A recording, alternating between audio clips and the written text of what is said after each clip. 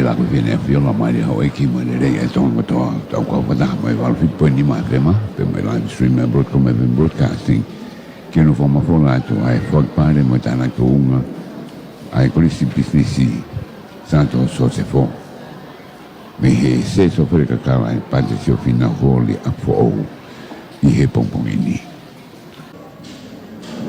ai tam da ho ki i tamini ko le to ku ka fa mai a mo live stream ta ai broadcasting ki he tana tonga ko ni ka gule ta de fo mo tana tonga ko e kristonga i live stream te bebe hoki pomfito a sande lutolo ki ta Hawaii a honi pe begi ha pai ta wa bilo le i ta ta ka kon ko tu ta mai e pa falang lang ko ia o ga dong ko ni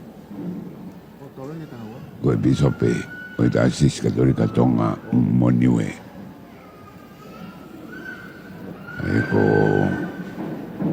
ko Suane patita paini kadnari mafi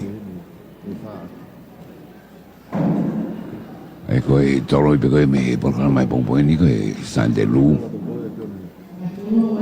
ke dau kamasa Ka toa ki so sefo whakaata mai mua ke tau kamata o wae pongpongini pia e kamata aki ai whanonga mai ai whanau ako e kamata mai he lebolo tolu pia hoko mai ka wako e halaki e measi pia hoko mai ai ka whai ako e api ako sangat so sefo pia koe lebolo wha lewa tenau hoko mai ai pia ko malis tahitua koe taho ka whai ako e api ako tenehanga ui atu ak nau tolu ko ia lebolo wha o kuma tohi whakamoni ako he ahoni pia aku nau whanonga mai foki loto o ku iae toko taha o ku ne o mai ke na kau ngā whanonga mai.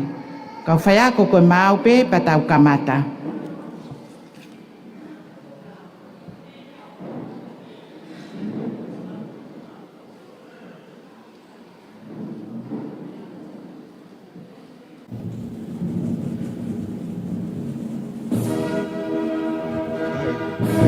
Kamata dia e whanonga ke koe possession e whanau ako te vevo ke kau whai ako meitua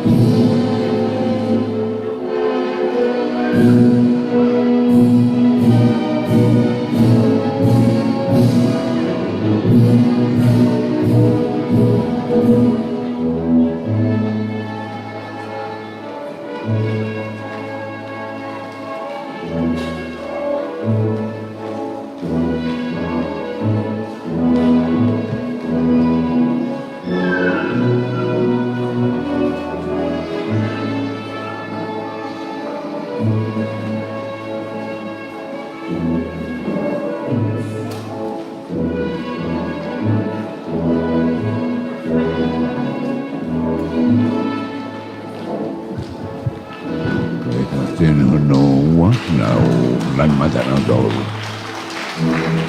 Tēne hina e la kononga.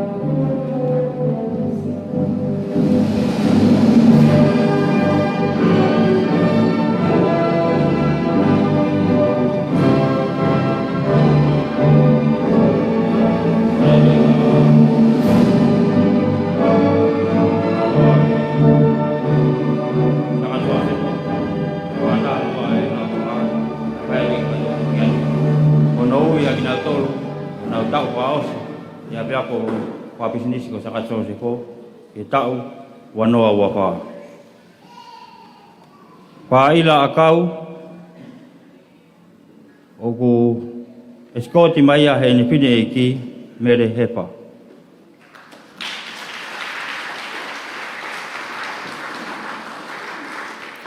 Talopi lusila atu e kaho, o eskoti mai a he ni kui, isleri atu e kaho.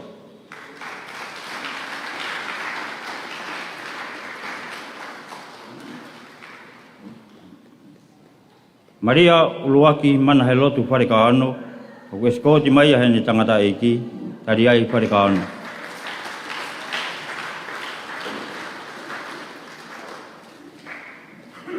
Tā paita whatapehi, o eskoti mai a he ni tangata e ki, mo ngā walu whatapehi.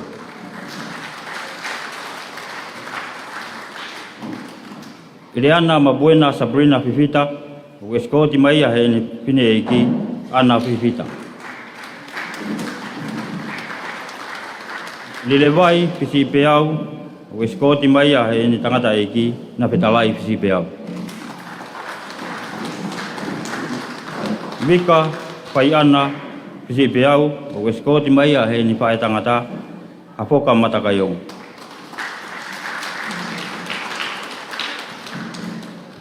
Benedict 16 Royd Habiri, o eskoti mai a he ni tangata e ki, Stanley Penukitau. Pela pina pirima o peina mi langi ka manu. O eskoti mai a hono tonga ane, Prosley ka manu. O panga ki monu kolo. O eskoti mai a hene pae tangata, Alobiri kolo. Ka ngai mo e hau la atu. O eskoti mai a he tokoua ene pine eki, neo mai pinau. Tosiana lave mau, o eskoti mai a he ni tangata eki, suriasi tu ahono lave mau. Laisane lavu lavu, eskoti mai a he ni pine eki, patai sili.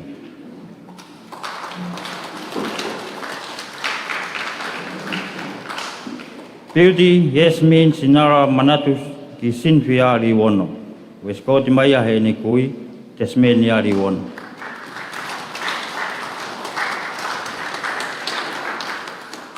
Mariana Francis May, o eskoti mai a he ni tangata eki, Sione May.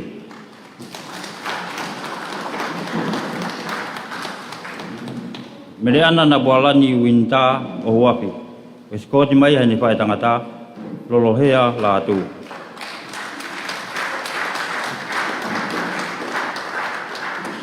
Se sika wa ke i panga o tuwaka, o eskoti mai a he ni pae tangata, tupou whakatawa.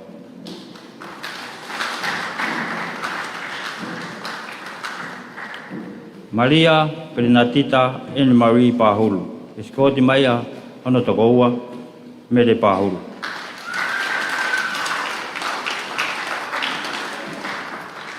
O pakilangi pare tua, eskoti maia hene pae tangata Thomas Pouri.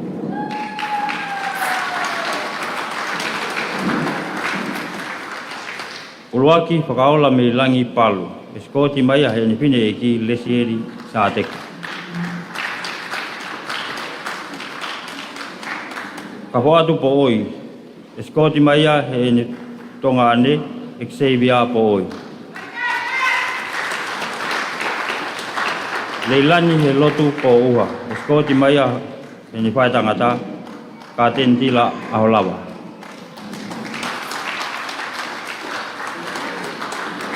Jennifer Cecilia Prescott, eskoti maia hene tangata eki Laikasi Prescott.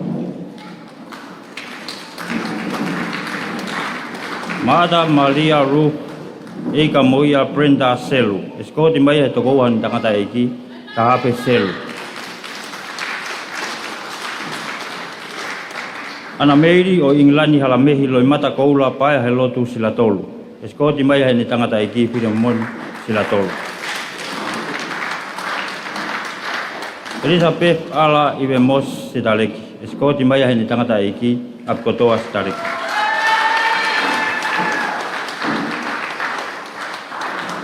Christina Anna Sofere. Eskoti maia hene pine eki Peopaaki Sofere.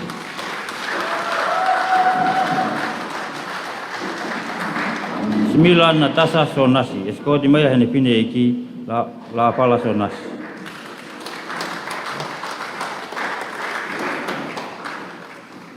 Talopi Kalotia Neolani Taupaki. Eskoti maia hono hoa ki mami kage whanga. Tupou mo he ofo Tawake. Eskoti maia hene pine eki Silvia Tawake. Moti Tohi. Eskoti maia hono tokoua paia he lotu Tohi. Tau koou Latiola Tonga. Eskoti maia hene tangata eki Kefu Tonga.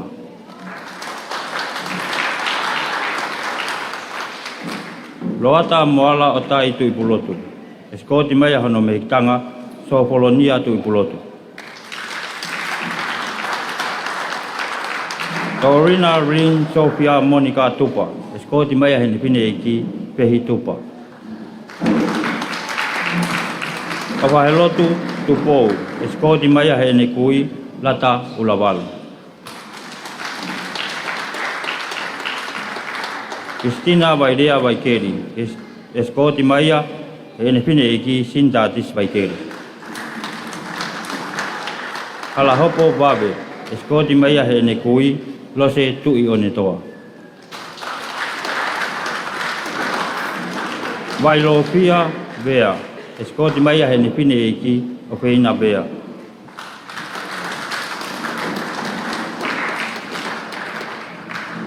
Ate he vai ko matahiwa bi. Eskoti maia hene pine eki Lupeolo bi. Malo abito kato ki san sese.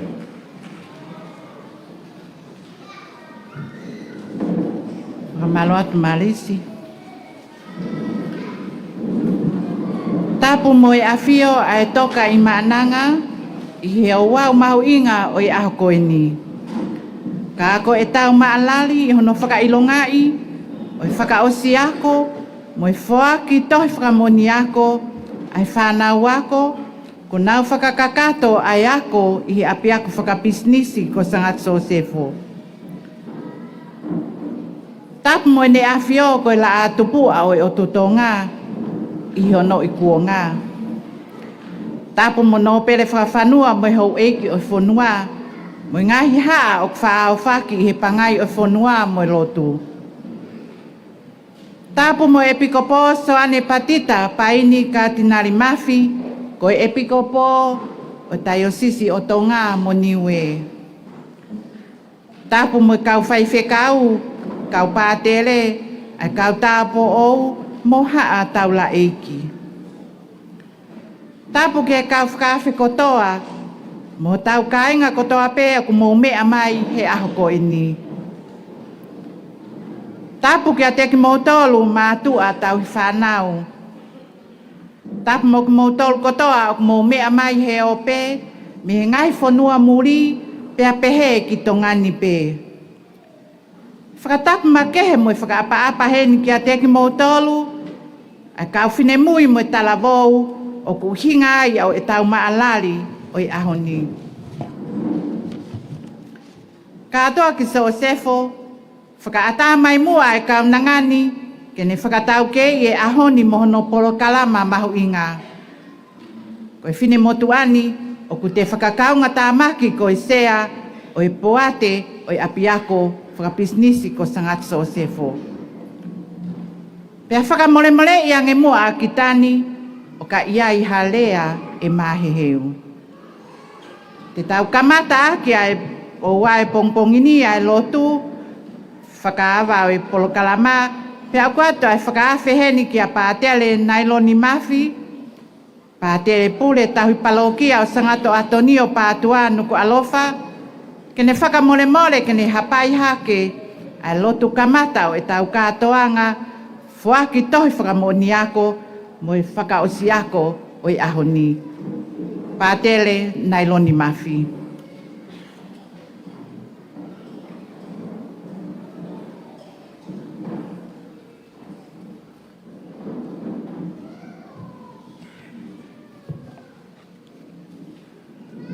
Tau hiwa pēha kupe taha ki a Maria, pahoko ake e tau lotu e pongpong koeni. I e huafa e tamai, mo i alo, mo i lau maari e mā oni oni. Amosia a ia o kuwhanana.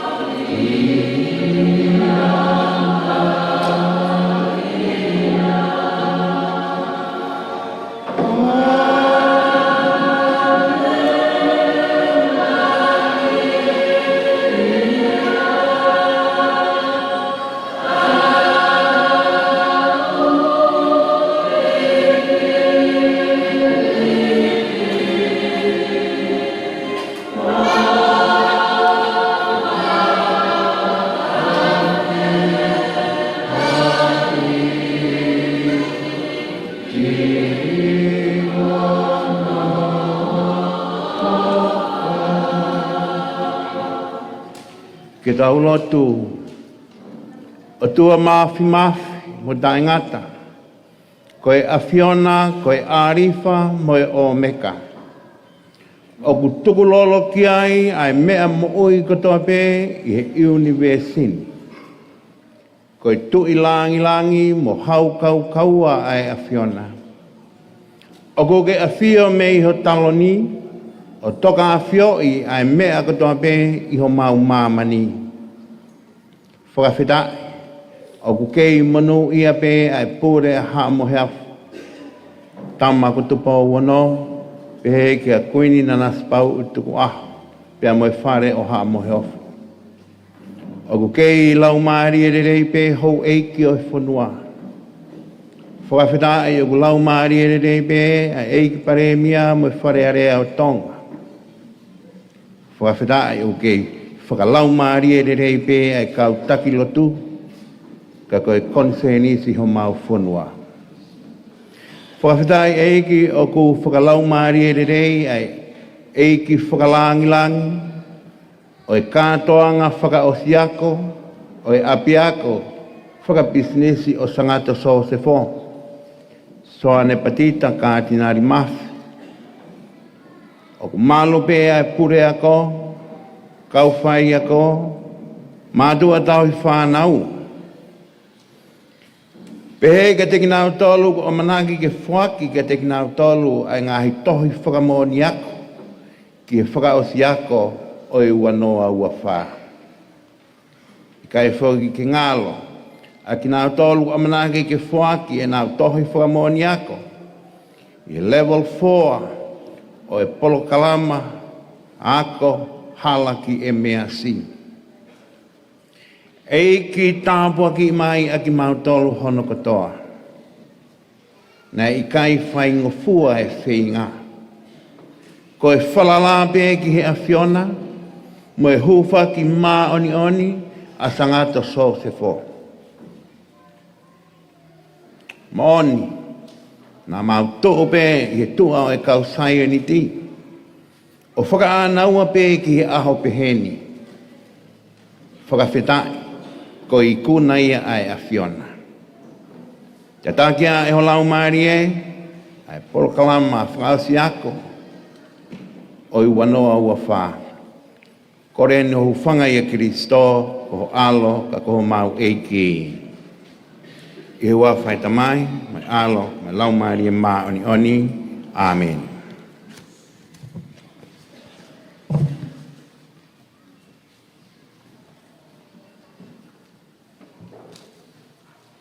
Whawhetai e lotu lelei ko tau mao tāpua ki a he pongpongini. Ka atoa ki Sosefo, tuku mua ke whei atu e pensimani whiwhita, ko e sea o e kautaha e kauwhai ako mo e mātua, a e tau lea talitali, mo e hākai langi tau o e aho. Pensimani whiwhita.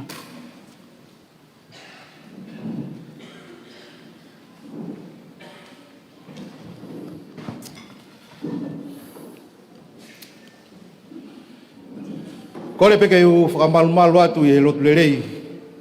U kamata ake tau katoanga e pompongin. Ka tā mua mo oku ke u talangofua ki he fofonga e polo kalama e pompongin. Whatapu ke awhio e lau maari e maani o ni ho tau lotolotonga. Whatapu ke tangata iki whawhalanglangi o e aho ka tinari soane patita mafu. Watapu ke tangata ik tare kita. Watu e whatapu kau pātere, kau taglot, kau tapo ou. Watu hoke whatapu singai fofongai whae, kau mai singai fofongai tamai. Watu hoke se whatapu makehe. Kia ki nau tolu whanau ako, nau whātātahai ki tau tolu i e malu o e kere eiki o e aha koeni. Ka tāpua mo oku ke upuke e whainga maari e koeni, e whātatau ke fofonga e polo kalama ko e rea taritari. O whawhiawhia mau pe ai kuna hanga au e ko lawa. E nai whai i e ongosia, i e tāpupua, i e mokosia, i e whekaia. I he ilo pau te utu i ono tau kai. Aeni ko tau mātā tonu ai i e pompongini. Whawhetai ke o tua mafi e whakoloa, whalaolao e mea kotoa pe. Whakakato ai, tau whakakato ai ai aho o e ware ia tama. He kua whai ai kuna. He kumi ki he māma, he kahau e whamiri siasi pia mo e whanua. Tau whawhetai kotoa pe i e whakalaolao kua whai. Whaka alo maari e mea kotoa pe, ka mau mea mai ke tau whakakato, tau whatongia. E tau whakalangi e tau whanau, e whakaosi ako, o e whaitau koeni. Kou taritari loto whiawhia, mo loto hounga ia ki mou tolu, pompongini. O whakatatau ke kaweinga o e aho ko eni, o e aho e whiawhia. O tau kore, e ne keresi, ke ne whakamalu ki tau tolu, e whatongia amanaki ke tau whakahoko. O hala whanonga e ako angani me he tau ke tau, o kuia ia no ngahi peau keke. Ana e tonu pe whiri e tare ki tā kō, pure a kō pia pehe ke kau whai ako. Ai eiki waka o e wholau. Tau sio matai i he aho ko enu. Malo ai poupou mo e teke mui pia me yapi. E whakaola e tare niti ko whuaki mai he otua. Ma e tau whanau. O i kuna ai ai whahai tau ko enu. Whatawange ke tau mau ha whakaosiako o whia. Pia ke o ona pia e langi. Mau ha o whalahi atu kia teki mou tolu. Tua o whatu.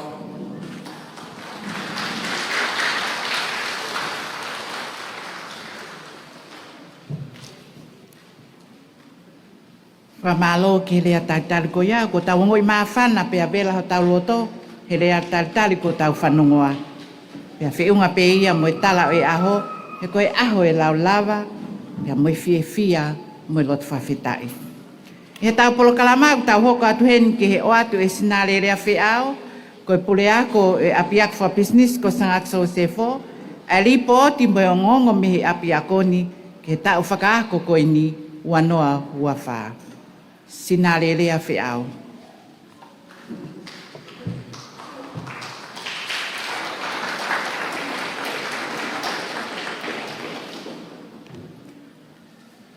O puopono mo whakaapa-apa. Ki he Immanuela ai taha tolu tapu i ho tau loto-lotonga. Whakatapu ki he tui o tonga. Tupo wono. Pea pehe kia kuini nanas pau u, mo whare o tupou. O kua whakatapu ki he whakaafe whakalangi-langi o e aho, e pikopo so ane patita, paini ka tinari mafi. Koe pule, pea koe sea, o e poate o ngahi ako katolika, kotoa, i he taio sisi o tonga, moniwe. Katoa ki Sosefo, tuku pe mu a keu malu atu. He whakatapu kua mu aki. O tari aki ki tautolu i he katoanga mahu ingani. Kai ata mo oku ke whakahoko e whatongiani. Koe ripoti whakatapu o e ako anga whakateknikare whakabisnis ko sangato so se fo ki he tau ua awhe ua fulumawha. Pea mo e polo kalama ai ako fieto koni kaunga o i pe koe counseling ai halaki MRC.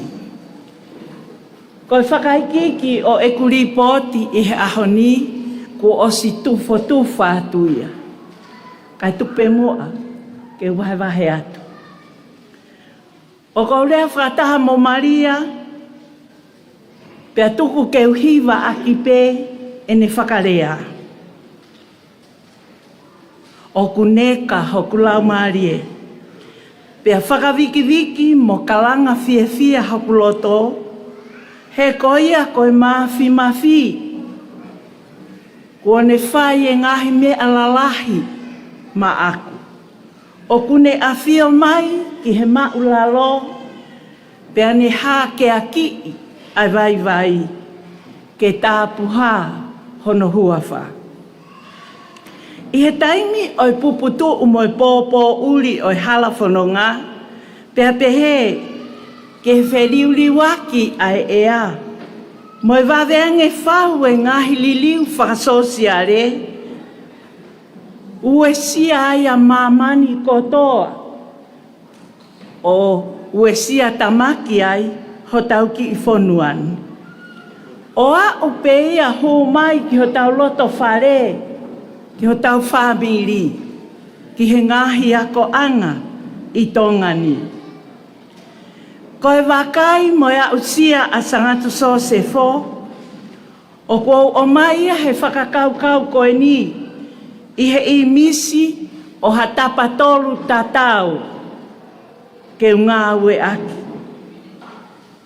Koe tapa tolu tatau i olunga, koe otuaia mo ene me a ofa, mo ngeia whaka otua, ko ne whaka inas, aki a sangato so sefo ai whanau, mātua, ngai kopu whekaukau aki, pia me kau whai ako ki he tau koe ni.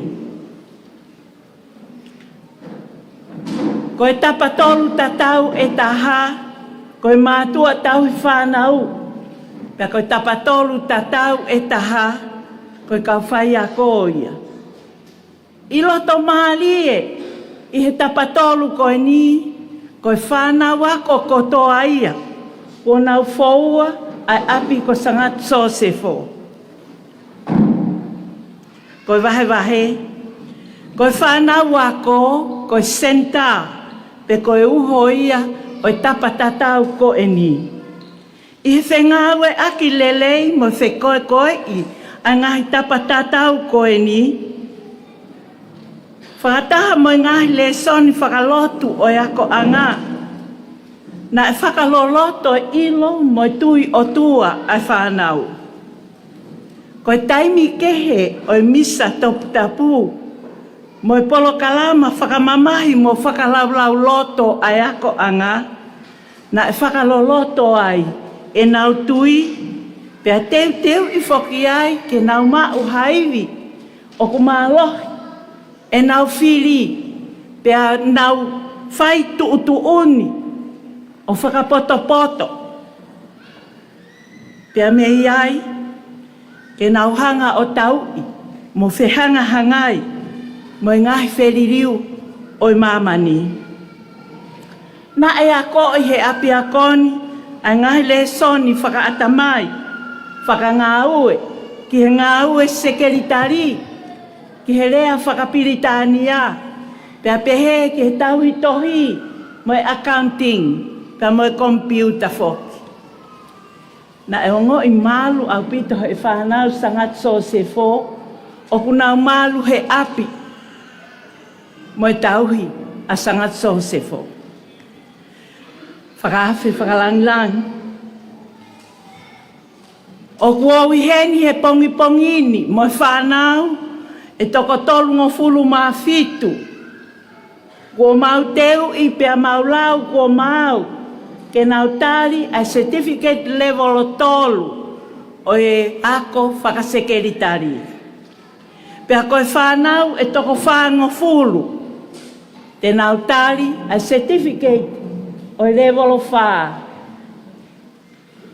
Pea o kuiai lewa mo e toko tahavalu, whawhalangilangi, a kau tangata mo e kau whewhine, o nau pore ke nau hoko koe kau ngā ue, fie tokoni kau ngā ongo, o e halaki e mea si. Koe toko tahavalu ki nau tōru. Mālo mua whanau, ho o mou tari ke mou whiri, ke mou ako i sangat so se fo. Pea mou whakaata ke mau kau atu, ki o mou hala whanonga. Ko ho o mou iai, mo o mou iheni, o ku mahu inga maria ai ho mau whatongia, koe kau whai ako. Ki e kau whewhine, o halaki e mea si, mo e kau tangata, ma loho mo whiri tau ataina. Ke mo mea mai he ahoni, ke tau kau ngā, whakamooni, ai lava mea o hoko. I he tapatolu e taha koe kau whai ako, koe kau ngā ue tu umau he api ako koe ni, whakawhalangilangi koe toko hiva. Koe toko fitu ai, o whakapatonu e nau ngā ue ki whalea, ki whanau ako. Pea kua rewa toko ua, o ki he ofisi, o whakalere mo toka ngai, ai mo ui mo e hoko atu, ai api ako. Malo lahi kau whai ako, he na e kai whai ngofua e tau whono ngā. Na e moho pōre, pia na e whai ngataa.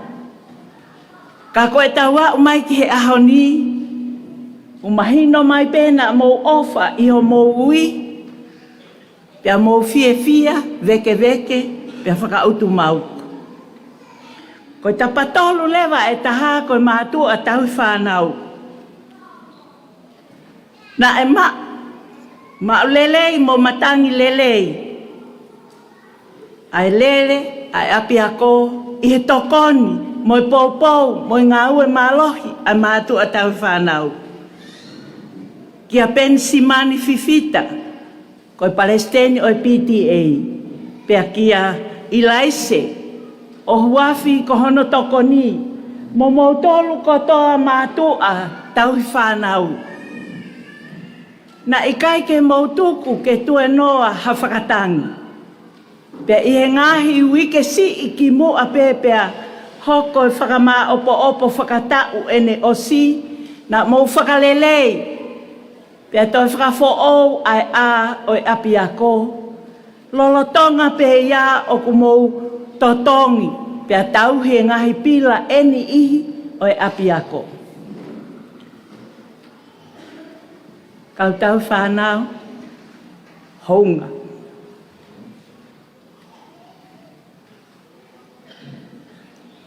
E tau whengau e aki.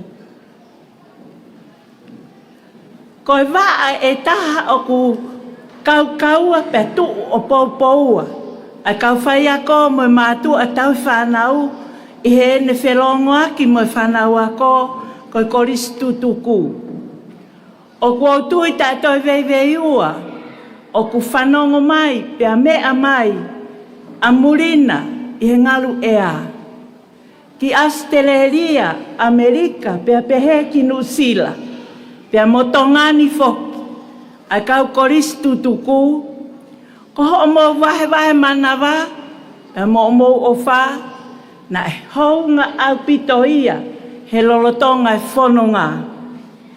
I he kamataanga o e tau, ai fia koe e whanau ako, e nau lawa ala ke nau ki kompiuta takitaha, i he le soni o e kompiuta.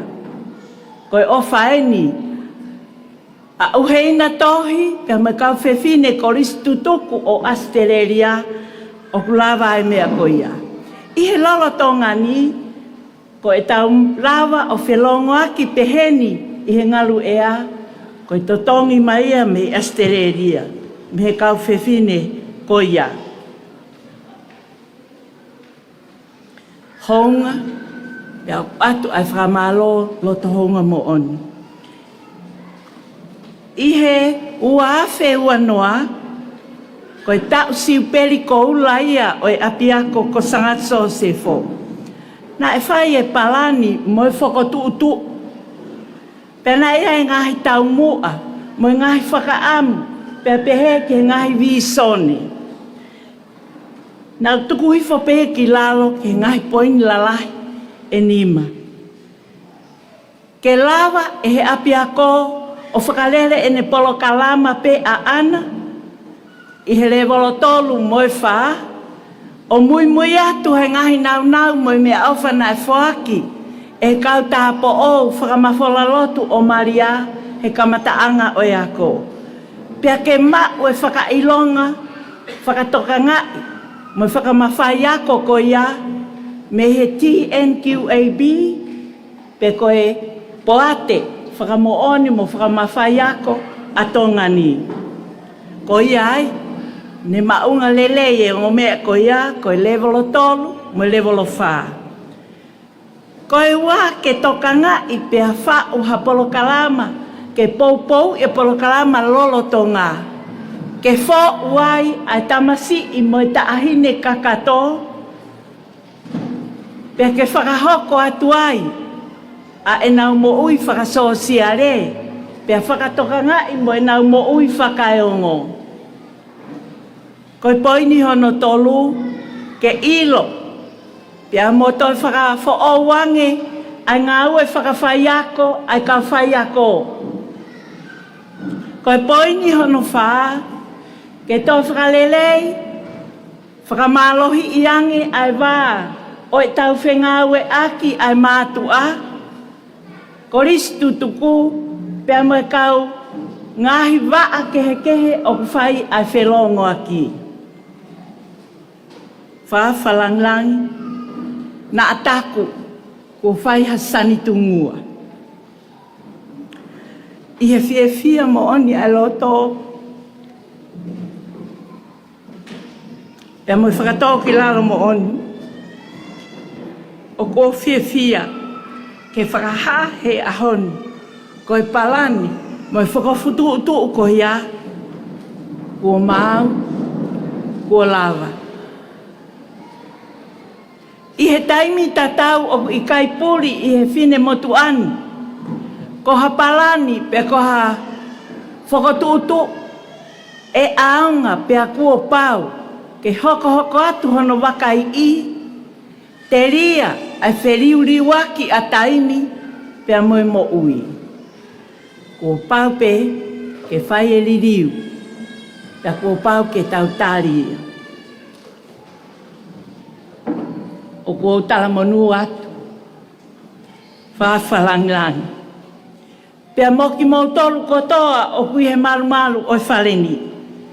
O whake o mai, e ngai aho lotu o kirisimasi, pea mo ene iai i ho tau loto ngā, ai merino, mo fia, pea tau hanga atu, mo tu a merie ki he tau fo o hanga mai. O ko o whātu, mo hu whātu.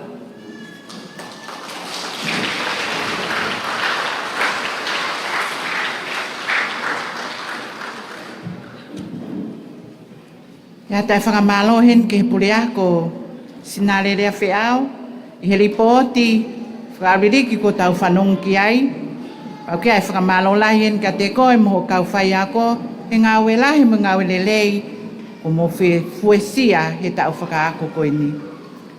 I he tau polo kalama te tau hoko atu lewa, whakahoko atu he whanau le bolo tolu ha tau olunga whakatoko lahi, ke whakaholo aki ho mo mea whakawhakalangilangi, pehe ke kau whakawhe, pia moe mātua tau whanau.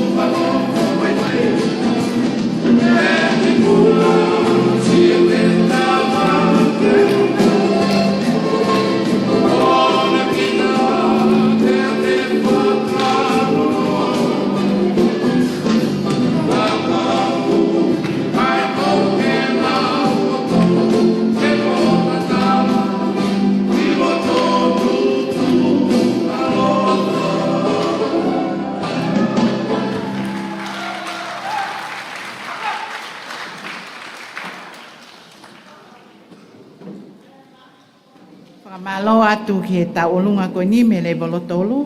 Pamalo atu ana mo te teu e taulunga ko ia.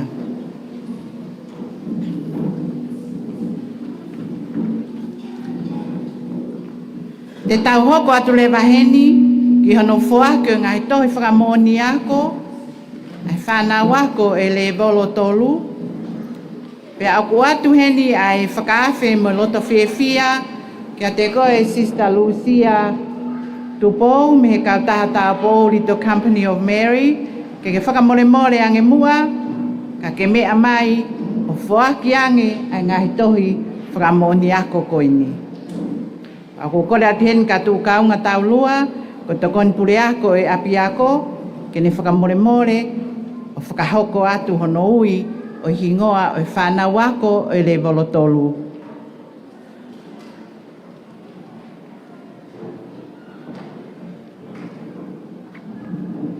O kou kole, ke uhu whanga he tala o whaki, nei kamata ake katoa ngani. Kai atamo i whine motu ani, ke ui atu aki nau tolu, ko nau lawa i lelei, ai tohi whamoni ako le bolotolu, i ngau e whasekeri tari. Joyce N. Sinalei Egbert, me Jakarta, Indonesia, Maufanga.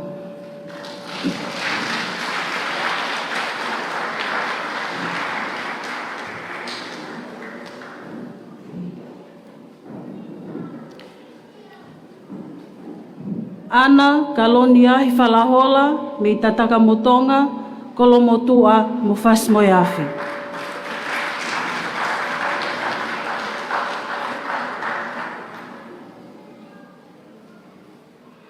Uheina ofa ki Vancouver whalahola, me Tataka Motonga, Kolomotua, Mufas Moyafi.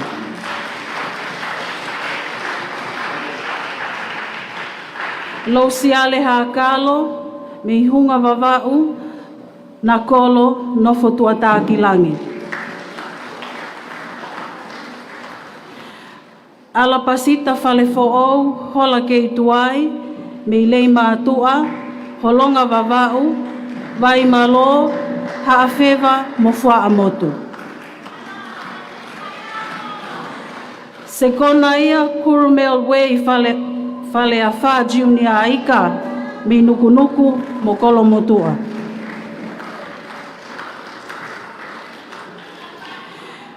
Latrina Frifana Yolanda Lupe Faupula, Kakala, me loto foa haapai, pia mo loto Kolomotua.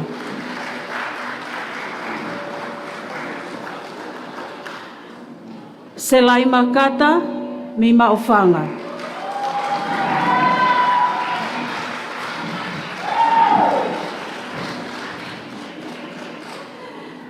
Mele Ailani Machenta Lolohea me utulau pe mo Kolomotua.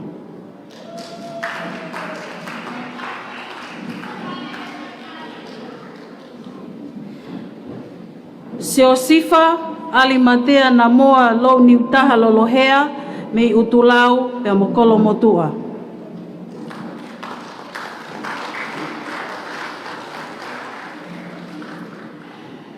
Nanse hingano loni me yokoa, uiha, ohanua eua, fo ui pia moha a te iho.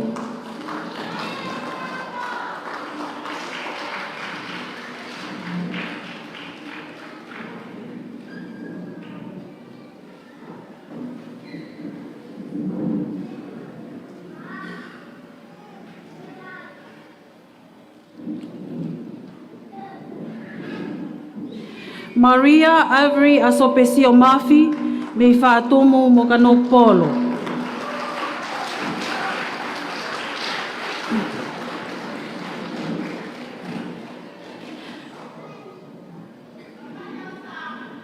Losa tau fo o mahoni, me maufanga pia mohala leva.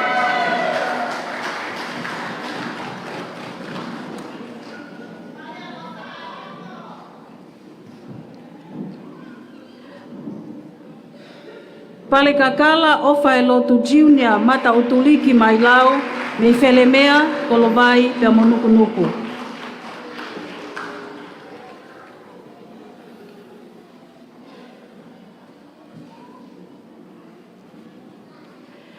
Langiua he lotu maalafu, me he ongo niwa, koulo, tungua pia mofas mo yafi.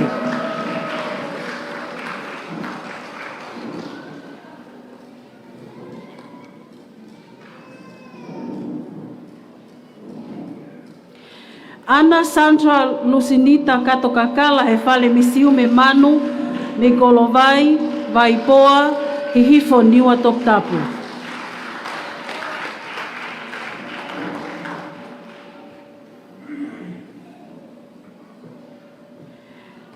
Lesieli manupuna, me itaoa, haavakatolo pia mokolovai.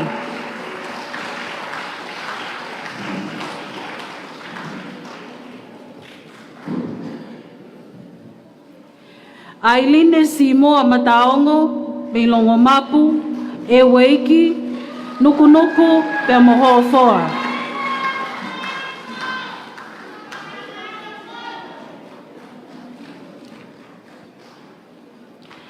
Kau whanonga he lata moi moi, me hoi, ha ano, fatai mo matafonua.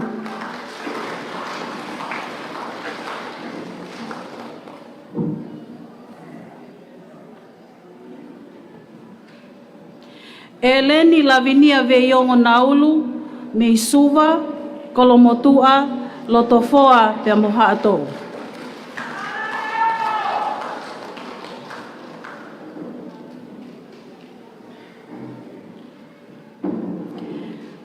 Kau Selina Malianive Olosoni, me he ese o tupo wano, tafahi niwa toptapu, pia molongo teme.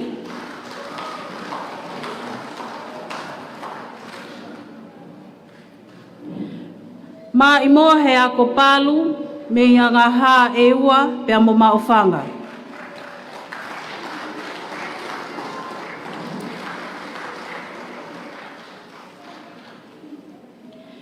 Mai kale petelo, me yo waka, noa papu, futu eua pia mo maofanga.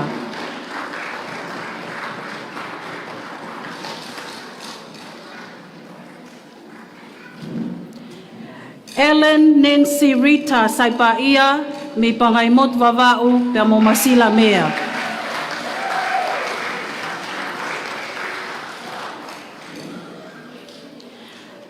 Peata Suliana Sefonaa, me haasini pia motu anuku vavao.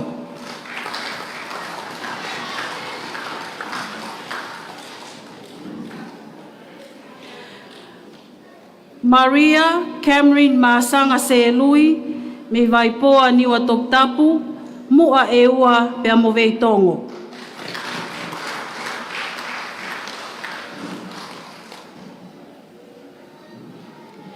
Ka foatu liku alofa sikalu, me toula, tonga leleka, folaha pia mo maofanga.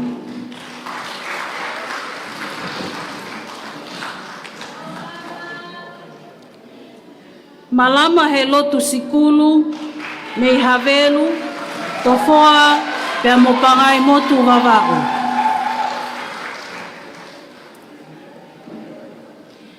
Ilai sane mo ui he lotu sitani lei, me kolofo ou, fas mo yafi, pe mo taoa vavao.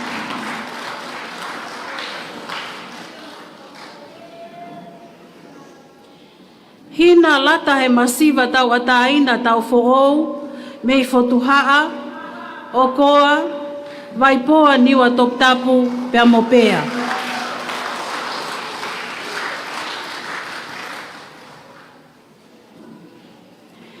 Apolonia Kechi Tauwaka, me noa papu, feletoa, pe molei mātua.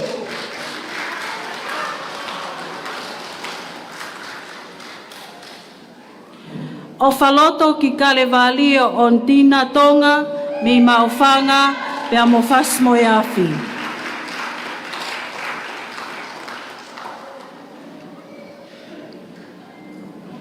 Sebastian Sheen Conrad tonga, me folaha, ha atou pe mo homa gerikao.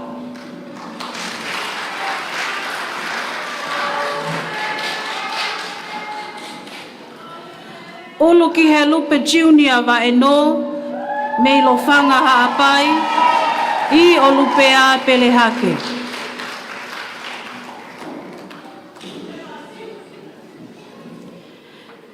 Mele kakala vai hu, mi maufanga pe amolongo teme.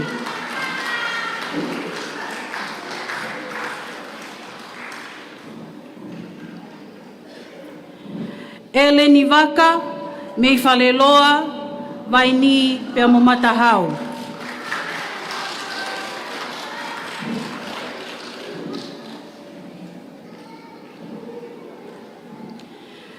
Nā uli fus mo mo vao, me whele mea o ua lo mai viti pe amohau loto. Malo.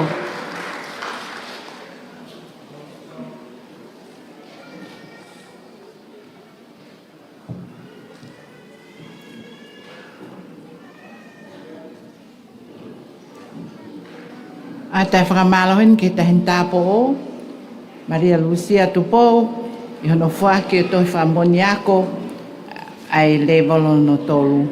Tau hoko ake tau polo kalama, e whakahoko atu he e whanau tangata o e apiako sanga so sefo, ha whaiva, koe mako. Koe mau pe whaiva, pia kamata rewa.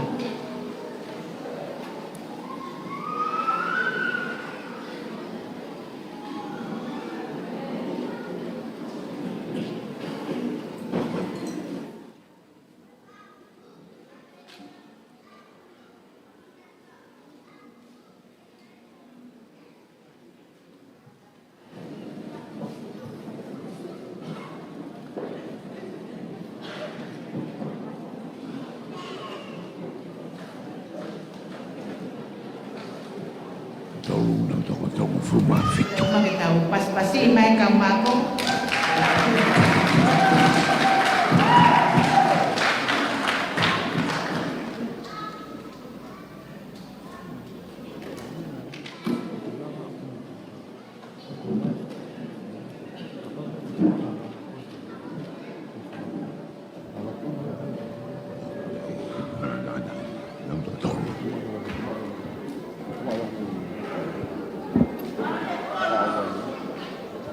Tau toko ua peka puna keu tau tau laki.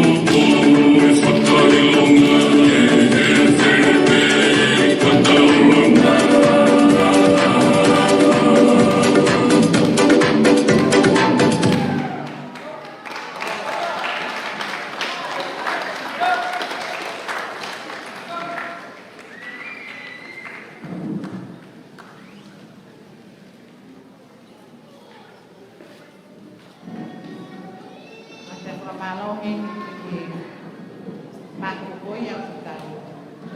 Vata, malo au pito e whanau tangata e whaiwa koia. Ko tau hoko atu koe ni ki hono wha ko tohi whamoni ako ai le volo wha. Pa ku atu hene ai whakawhe mo loto hounga. Kia te koe sane wahe ko tare kita ako e ngahi ako anga katolika. Keke whakamore mua o wha ke ange ai tohi whamoni ako ai le volo wha. Pea o kore at katu kaunga taulua ko e tokoni puri ako kene kataki ai peo whakahoko atu a hono ui o le volo wha.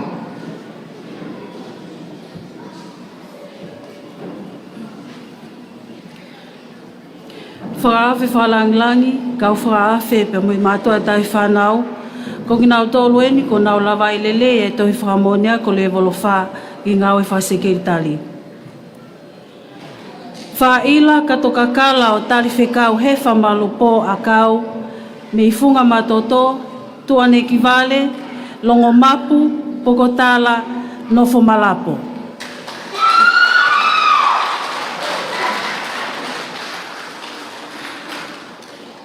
Dorothy Lucila atu e kaho, me i makawe, koloa pia mo maufanga.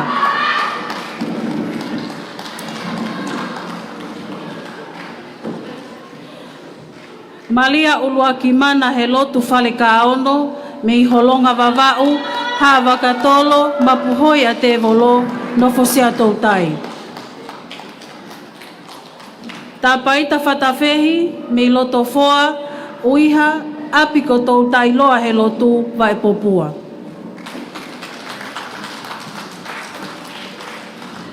I leina mapuena sapulina fifita, me ene io tu aneki vale, fale loa pea molongolongo. Lile vai fisi peau, me fele mea, ha afeva, fa hefa pea motofoa.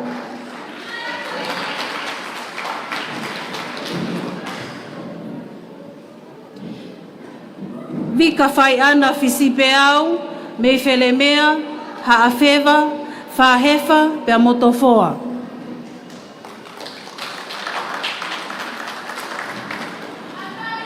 Benedict 16 Lloyd Havili, me yali e Samoa, e hifo niwa toptapu, falaleu pea mo maufanga. Serafina Pilima Ofeina me ilangi kamanu, me inoa papu, olo ua, hunga, te fisi, petani ni wafo'ou pea mopea. Hufanga ki monu kolo, me sapaata, mua ni wafo'ou pea mo veitongo.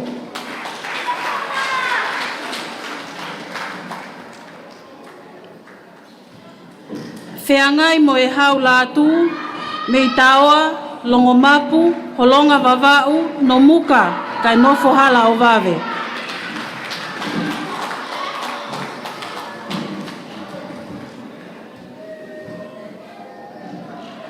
Se o si ana lave maau, me i te fisi, fas mo e afi, nofo maufanga.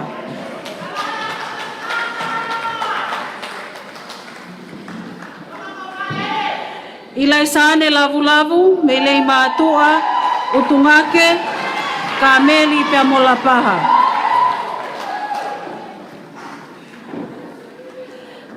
Beauty Yasmin Sinara Manatu ki Cynthia Liwono, me niu toa, ne yafu, pangai hapai pea mo maufanga.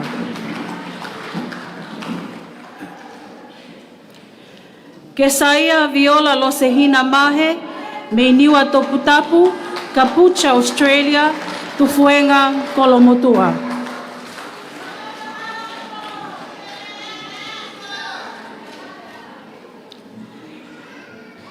Meleana Francis May, me haafeva, haamoa, talau, ne yafu, no fotofoa.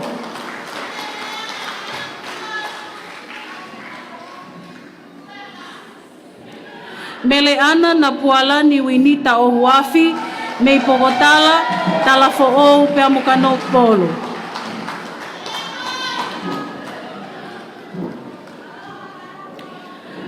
Se sika wāke I whanga o tuwaka, me I whanga nonu, hātou hihifo tonga leleka, hala hei koni a manak fo ou maufanga. Malia pelena tita en Marie Pahulu me I folaha.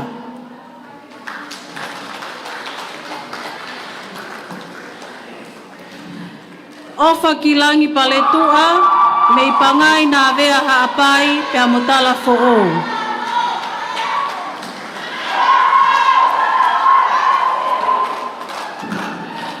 Uluaki whakaola me I langi palu, me I taanea, haalaufuli, fungamisi, niua, fo'ui, kai nofo haalalo. Ka fo atu po oi, me I whangaloto, hala kausela, pe mufas mo e afi.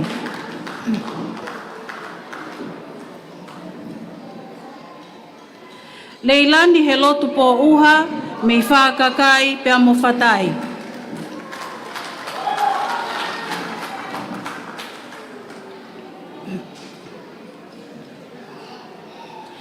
Jennifer Cecilia Prescott, me I houma, kolonga, kolomotua pe amolongolongo.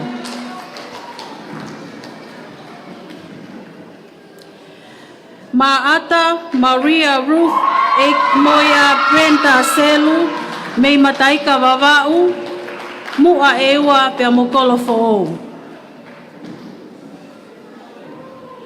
Ana Meili o England halamehi lo I mata koula, paea he lotu sila tolu me I alak fonua.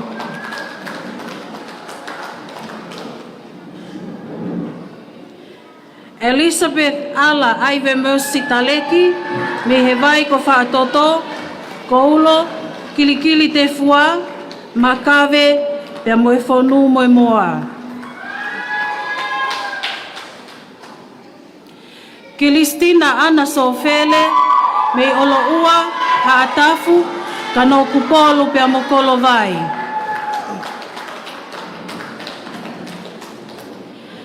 Simila Natasha Sonasi, me folaha, kano kupolu, uiha pe amoofu.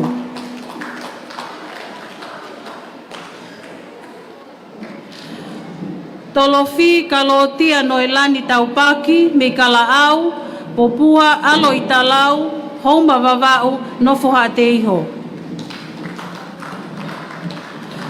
Tupou mo he ofo tawake, me he vai kopuna, pi o tawahi, funga fonua, pe mo hala tupou lahi, me pahu.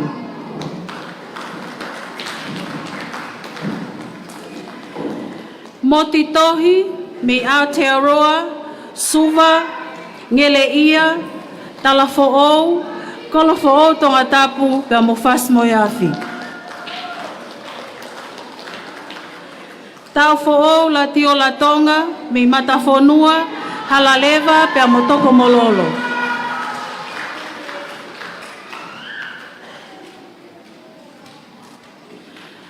Loata moala o tai tui pulotu, me no muka, o ua, kolomotua, maufanga pe mo fanga loto.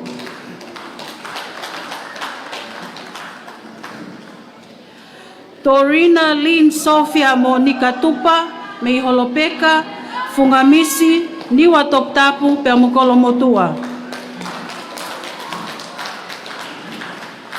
Ofa he lotu tupou, me taanea, ni toua, mo unga one, fangale onga, kai nofo vaini. Kilistina Vailea Vaikeli, me utulei, haafeva, mo unga one, pe molongolongo. Hala hopo vave, me atata, sapaata eua, pangai motu vavau, funga mana mo ui sila pelua hateiho. Vai lofia vea, me hunga, homa ewa, ewe iki pe mo makaunga.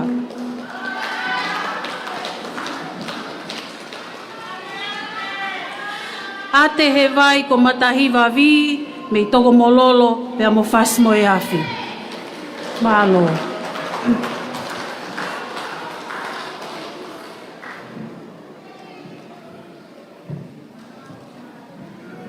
Ata whakamalo ke tarekita ako sa levahe.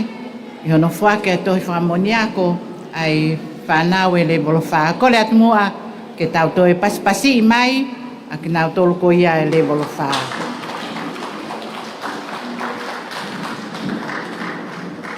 Whakalanglangi pehe ke kau whakawhe mātua tahi whanau. Koe item, koe ni, koe hiva, e whakahoko atu ia he e kōrisi whakakatoa. Aia koe lebolo tolu, mo e lebolo wha.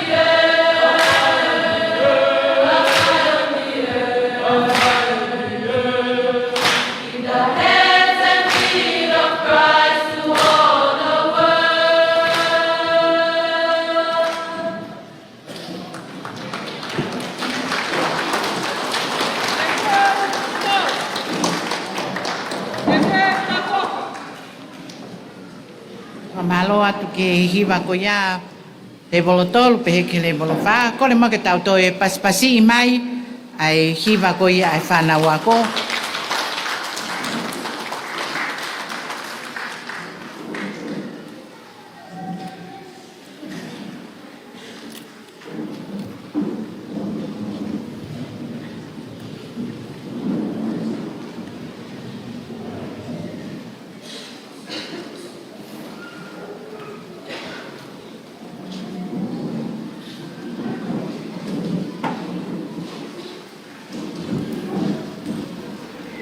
Se sofre kakara mo pa de sio final.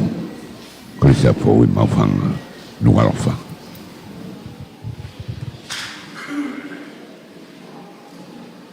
Katoa ki Sosefo ke whakahai e honga ia mo e whakamalo ia e aho ni mono mau inga pe koe aho penia na toton ke pehe pe aku koloa ia e kau tangata mo e kau whewhine ko nau mau tohi whakamoni ako he aho ni ke whakahoko atu e nau lea whakamalo he matapune lahi o e api ako whakabisnis ko sangat Sosefo tau fo'o lati o latonga halea ke tau inasi ai tau fo'o lati o latonga.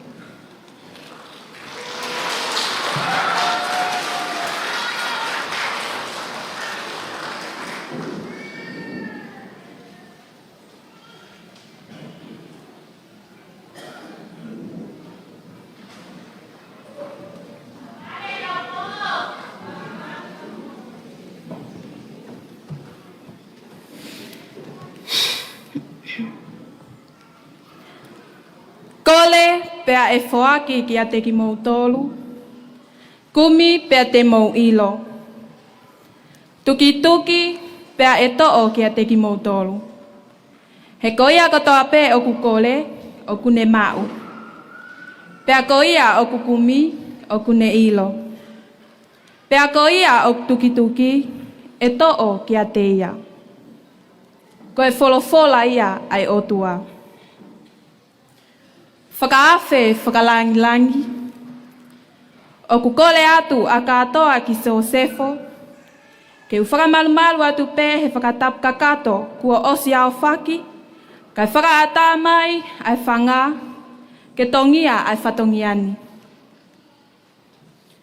Ke veke i he whaitotonu mo e mooni.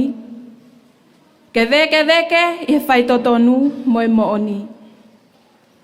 Ke veke i he whaitotonu mooni.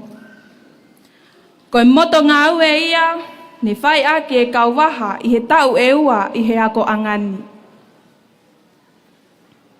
Koe ngāhi mea eni na aku ako i hota api ako. Ako i he mooni mo e whaitotonu. Lea i he mooni mo e whaitotonu. Ngā ue i he mooni mo e whaitotonu. Tu mau i he mooni mo e whaitotonu. Mo ui i he mooni mo e whaitotonu. Laka atu i he mooni mo e whaitotonu. Hoko maupe ko ha sipinga o e mooni mo e whaitotonu. I he tapakotoa pe o e ta mo ui. I he ahoni, Red Winds of 2024. Ke ta fia i he mooni mo e whaitotonu. Whakamalo atu tangata e ki Katinali Mafi. Tale ki ta ako mo e poate ako e ako anga katorika. I hono fo uha api ako o hange ko sangato Sosefo. Ke tari lelei ki mautolu ke mautaha i a sangato Sosefo. Tuku pe mua ke uwhai haki tala no atua. Whakakaukau atu ki he fuafua taimi, ne mauhu mai ai ki he ako angani. Koe ko ngalahi ia, mahalo ne te eki tuo taha hato o tau whale ia. Pe teke ha misinikosi, pe whakatali ha kanewai koe o loluwa. I he ahoni, ko mau poto lelei he tafi, mo e kosi, mo e o loluwa, Ka koe ngahi toonga mo ui ne tānaki mai ke he mau taumu ako i he api ako ko sangato Sosefo. Pea hei kai toi ngalo he mau mo ui. Ne iai ha whainga maali e ke mau lava atu ai, whakataimi ke ngahi ngawe anga. Ne malawa ke mau ausia, mo ako ha ngahi me alahi, i he whainga maali e ko ini. Pea oku au tui, ko i taha ia, i he ngahi pouturiki, o i api akoni. Ko hono tokanga e kina, mo teuteu i aki mau tolu, ko i talavou, mo i whine mui kakato. Kai whewhe se mau ki tulu tā whakalau maali e. Ne hoko ko atu hulu o i whenga o mau whenga ako.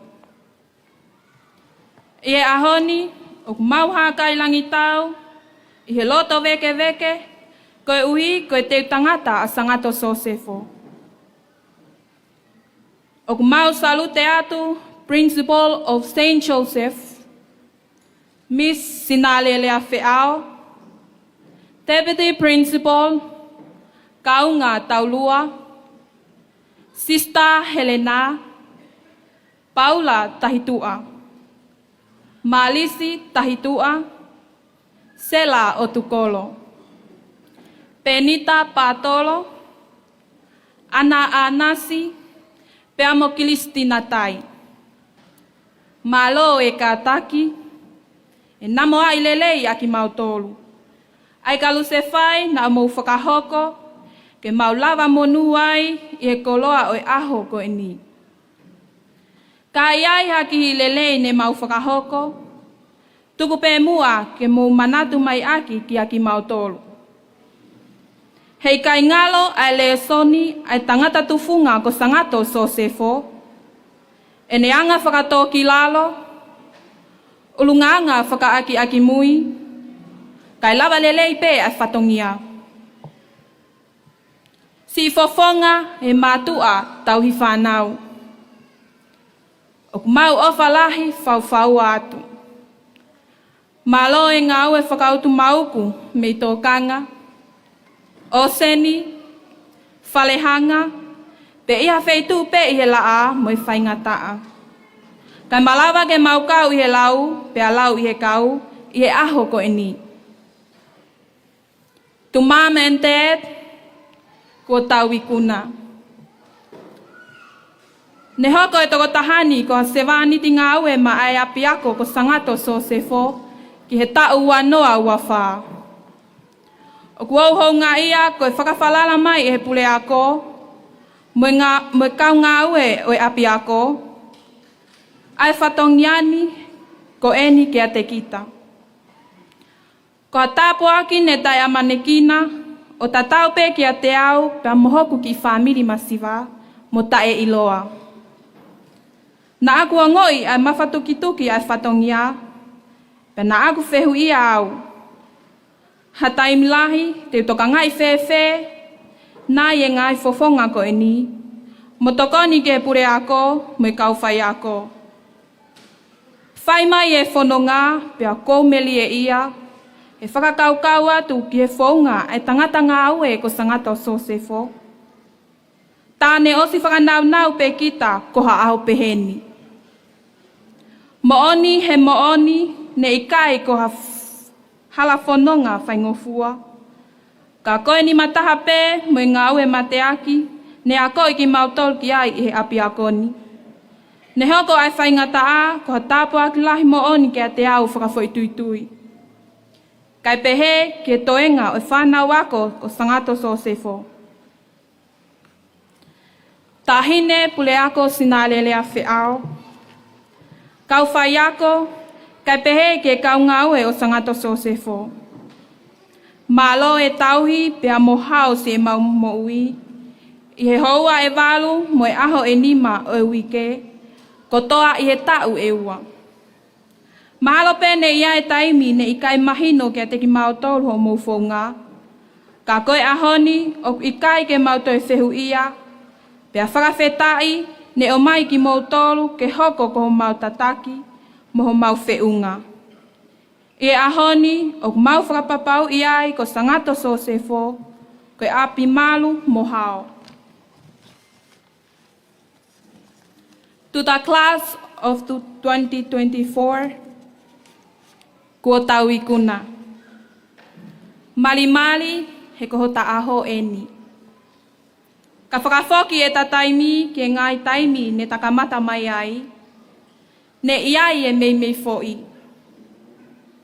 Ai tangi, ai osi e kātaki, ai whakakaukau ke ngata ai whekumi. Ai whehu ia hatai milahi pe oku tonu nai e whiri koe ni. Ok ta ilo lelei pe ne i kai honge whiri ai whengani. Ka ihe ahoni ko tau wa umai ki he tepi. Pea makatounga pe i he kalasia ai eiki. Na ane whakateunga aki ki taua. Ke ta mau ai mo ui manatu ki api. Ofa ke whamiri. Ai maama mo i kātaki. Mo ui viritaki. Whamole mole atu. Ka ne ia i hato whatongia ne i kai tuha. Whamole mole i au. Ko e tangalu tuku e. Whatawange e hoko atu e tamo ui. Pea oua na ngalo ia te ki taua. Ko si tepu uluaki eni ne teu ia ki taua. Ke ngahi pole o e mo ui. I he hoko atu ke ngahi ngawe anga i he kahau. O kuau whielea whakataha mo same te au tolungo fulu mataha vestolu. Ke whakaosi ake e whakahoha a. E Isleli ke tuho amanaki i he otua me he taimini pea taengata. Whanau ako sangato Sosefo. Ke tuu e ta amanaki i he eiki, i he taimin hono kotoa, pea o whai atu o taengata. Pea ke ne hoko atu hono tataki ki taua, ki hangahi woka asio, te tawhiri ki ai i he etamo ui. Ke keilang ia pea e a Fiona. Whamanu ia atu e teuteu ke tau taritari ai pilinisi o Melino, ka koe misa ia tamasi i ko Sesu. Ofa ke mo mau ha Christmas fiefia mo tau fo o monu ia. Tu au fatu, ko au katoa ki Sosefo, ko mo sevani ti ngawe ke tau anoa wafa. Malo.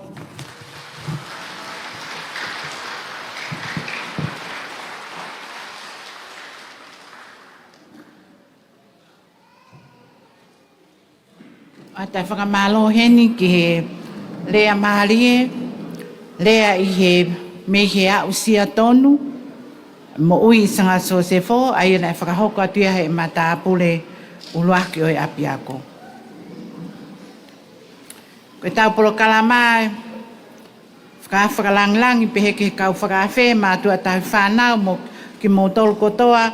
O tau hoko atu le waheni ki hono whaki o ngahi pare makehe, ngahi pare whakafo i le soni. Katoa ki Sosefo, whakata mai mua ki tani ke o atu ai whakawhe mo loto maulalo, ki amenani ka tinari mafi, ke ne whakamore more, ka ne whaki ange mua, ai ngahi pare makehe, mo e pare whakafo i le soni. O tu e pehe pe mo e kore atu, katoa ki Sosefo, ke whaki ai pe mua, me ngahi tohi whakamoni ako, a ki nau tolu, o ka wako, o e hala ki e measi. Kore atu heni, ki atu kaunga tau lua to kon pure ako, ke ne kātaki o whakahoko e ui o ngahi pare makehe, pea ko e polokalama ako hala ki e measi, o ki ai ai whakaafi ki whai whekau, sabi eti tui tupou, ko ia tene whakahoko a hano ui atu, o e ka wako hala ki e measi.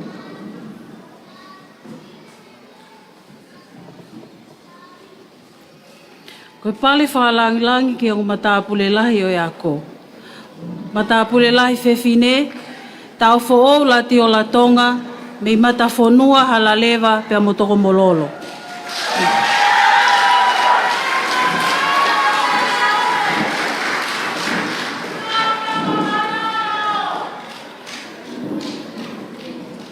Matapule lahi tangata, Benedict 16 Lloyd Havili, me ali i Samoa, he hifo niwa top tapu, falaleo mo maufanga.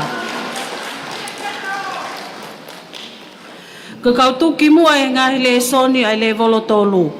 Tuki mua he le soni whalotu, o whakia ki a Maria Avery Asopesio Mafi, me i whātumu mo kanoku polo.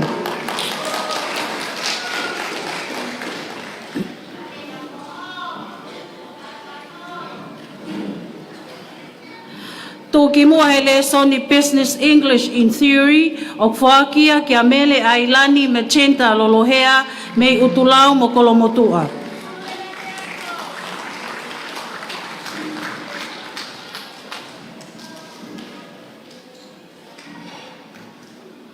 Tōki mua he le soni Business English in Practical, o whakia ki a Maria Avery Asopesio Mafi, me i whātumu mo kanoku polo.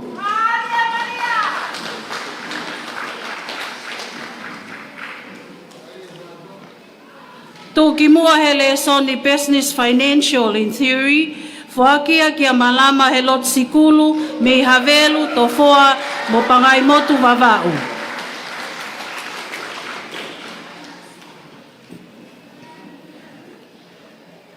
Tōki mua he le soni Business Financial in Practical, whakia ki a Ellen Nancy Rita Saipaia, me pangai motu vavau mo masila mea.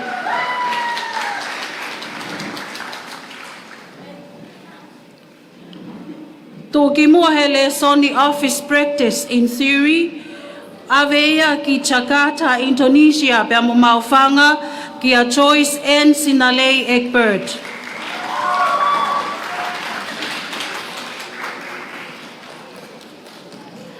Tōki mua he le soni Office Practice in Practical, whakia ki a hina lata he masiva tau ataina tau fo'ou, me fotuhaa o koa vaipoa mo pea.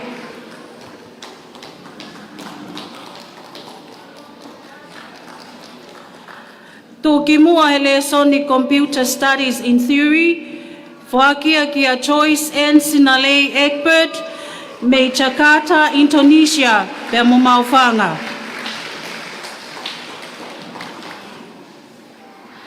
Tōki mua he le son Computer Studies in Practical, aveia ki a Maria Avery Asopesio Mafi, me whātumu mo kanoku polo. Kau tūki mua i he ngahi le soni ai le volowha. Tūki mua i he le son whalotu. Mauia e tau fo'ou la tio la tonga me matafonua hala lewa pia motoko mololo. Tūki mua i he le soni Office Protocols in Theory.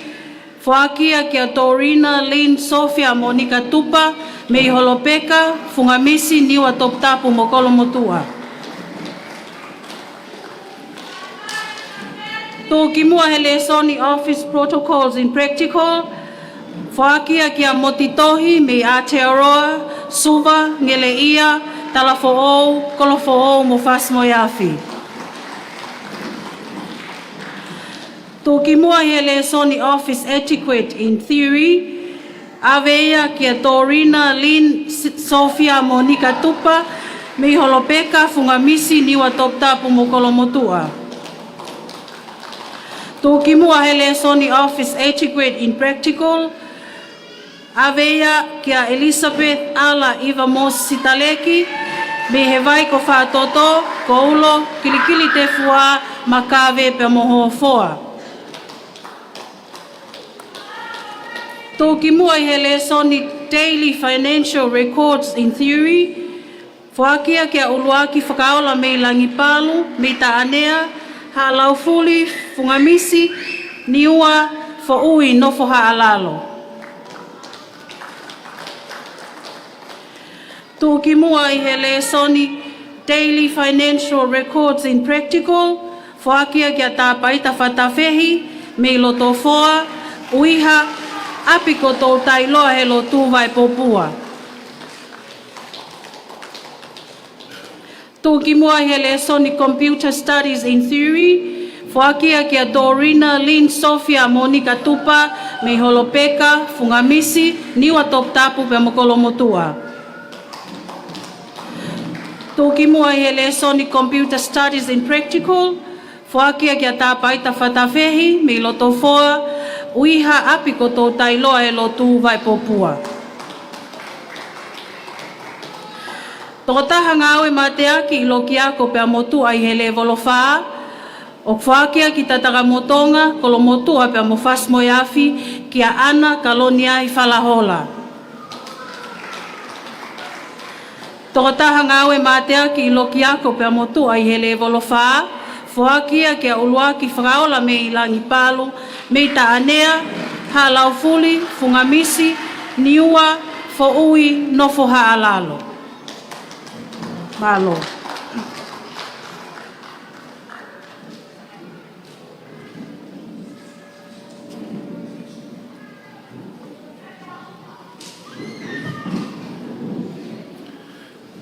Malo abitu o kinautoro ko tohon fulma valo na lawa le certificate level 5 counseling halaki meachi pete ui pe o fatatau i hoko na wa ingoa alisi tonga ituwa Ioane pili maufanga tonga tap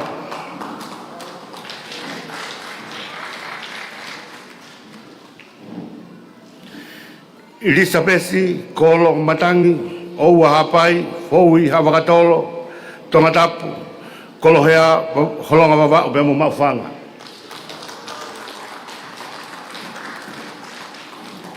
Rofien Lavinia Kanongata Ekpet na may maufanga tonga tapu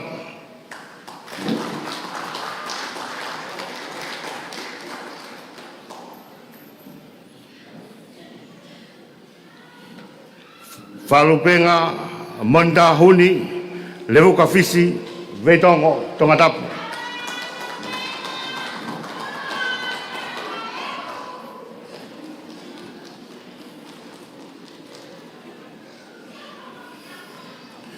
Farigetoa Tuitawake Kolomotua Pemonav Toka Tongatapu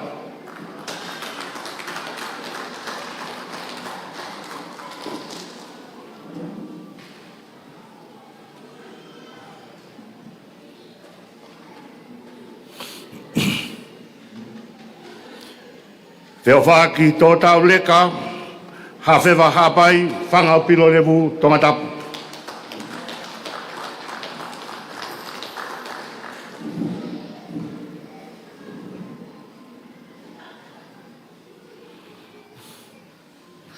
Kasilita, lawagi aho, kolo whalahola, ofu wawau, lo whang hapai, wholaha, mau whanga tonga tapu.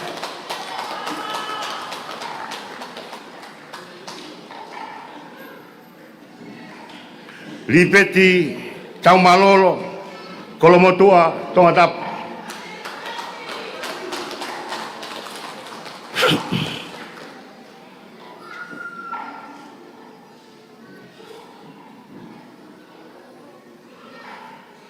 Lita tuuta whaiva liutai whakakai hapai puke tonga tapu Whikahongo fulu Lopintupou Paintua Haveloto, Sacramento, California, Fungafonua, Eua, Demoniua, Fou.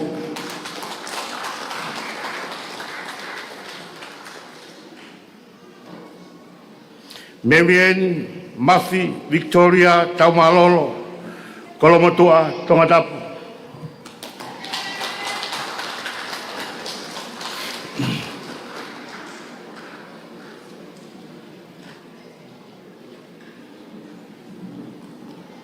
Mere lau hau, pangai motu wawau, makawe pe mo maufanga tonga tapu.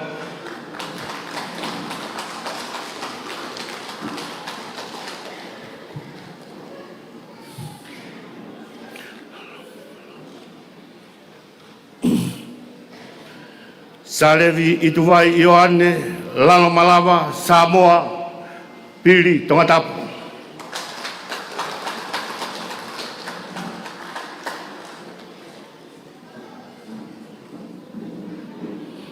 Sela au ka whalautonga, o hapai, to foa whasmaiafi, tongatap.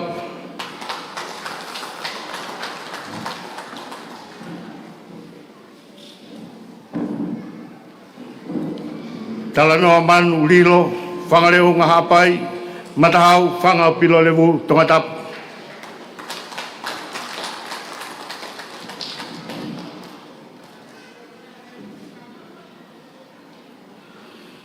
Te rita tui pulotuasi, o hapai, fremea, halarewa, tongatap.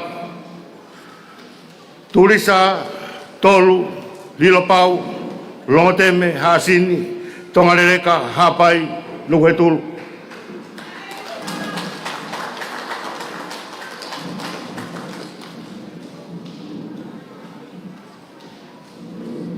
Whakausi, waiola, tau, whatupa, longo mapu, honga wawau, e mongere ia, tongatap.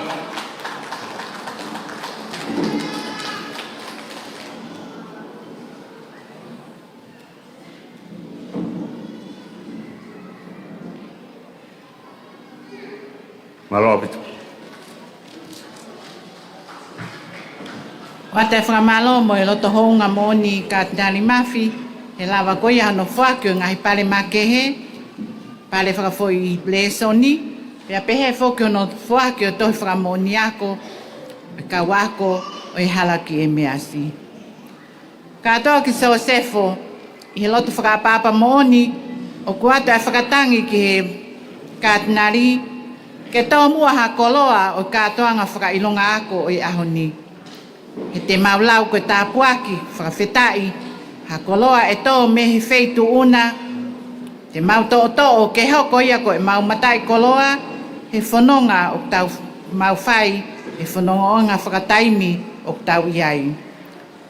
Pau te atu ai pē whoki mo tau tapa, ke ne ao whangatuku ai pē e tatau mo o meia tāpuaki o katoa ngā whakailonga ako e ahoni, ke tau whakaako koe ni, ua noa, ua wha, whakawhakalangilangi, ka tinari mafi.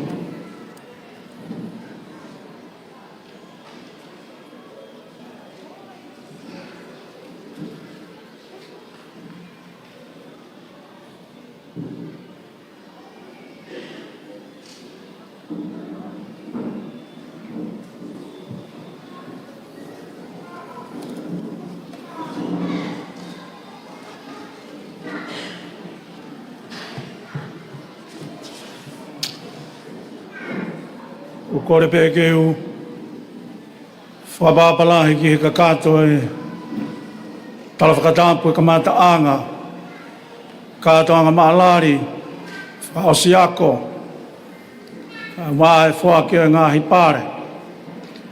I kuna kawha e tā uanoa ua wha, tā mooko e whainga maari e koe. Mo e whapapai pē kou kau ngā whakalangilangi. Oi aho, halot, kain tāpo, sino e mea e taregi tāko, e pot ngāwe ako e tae sisatoma niwe, sone vahe. Kai o maa e pure ako e ako whaka business, o korisatso se fo, sinare rea whiao, ka maa whakaunga, o tokoni, ana, e ka swana aloa, koe sea, o e pate, o e ako anga, whiawhia lahi au pito e motuani, i reange ki ile rea ki mori, mai whatongi a keke, i kai ke umau e whainga maari e, o tau whiawhia kotoa ai, he tau kotoa e whakao singa, o e ako, e ngahi ako anga e sesi,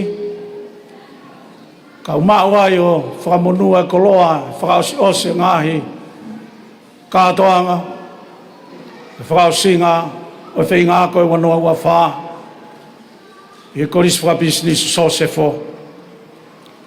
Ma kehe mau pē e whainga usia, ko te mau i he, te kau mai i he maalari peheni, o e ako angani. Ngai ako ang to pe si ko tu ki ai pe no. Fangi fai ke ke. Ka ma ngai ko ngak tau tatawai ko to pe. Hui o famal mal ko to misiona si. E ngai ya ko anga. Ko swa business sa so se fo. Taha e tau ngai ako ang fa teknikare. Kawai pe ko e ha whanga to la ai a ha whawhine e tau whanau whewhine e tuku au mai e visone ko ia me mua whakakau mai e ni au ho e tangata e taim ka tau ko toi hu mai ai i he tau pe whakalakalaka e ngahi visone ke turi fua ke whiriuri waki o e kua ngā o hange ke whakamatala maonga ko whai he pure ako o hange ko ene mea kau ke kātoa ngai ko ia siu perikola e ako angani e tau si pe ko hiri e whai ai a visone ke hoko atu me tua e kau saia niti na nau visone i mai a piako ko ene e whawhiawhia e whanongo e ngai whakatukutu ko toa, i ona sio whaki me o se kātoa ngā siu periko la. O ngāri ku whakakakato e konga la. Kana e kau ai ko i winga e ku lawe ke ta whako e ni, ai kūpu ko e ni ko e halaki e me asi. I he tāu ai pē mo i tau mua, o ange ko e ni whakamatala whakatau. E ko e konga pē ia visone si asi. E ia e ni ngahi visone whakatukutu mea, e ngahi tau ko hiri. Ka koe hui ko na tula whiriuri waki ai kua ngā mo e mamani, ko pau pē, ke whakahoa ko mono ngahi whakafo au, si ofia siate, si ofia visone, ke turi fua pē, o e whiriuri waki ai kua ngā mo e taimi. Ka koe ongo ia mau pē motuani, kau mai ki he malari o kātoanga, ako whakabisnis ngatso, se fo pure ako, ka mau kau whai ako. Wango makehe pē, e hui koe lau maari e kou lawe ki ai. Koe a koe ni, a hua walu, o nove ma. O kātoa ngā ilahi ai e whanua hau koe ni ko Amerika. Ai a hoia ko lau e whanua koe ni, koe lahi taha ia. Koe nauhanga whakamahu inga i whakawhanua. Wa ngahi ka veinga, o makehe pe a mahu inga, makehe ia ke he whanua koen. Ai ako tui mea i pelawe pe ho eik, mo tolu kui ko Thanksgiving Day. E koe taimia mo i whainga maari o whakatata ai a whamiri, ka inga, o kumia e ki tuunga whare, e whamaunga ke ai e whamiri, Amerika kotoa pe. Ke whai ai ai ha, ke whai e whakahonga, ke whakamalo ia.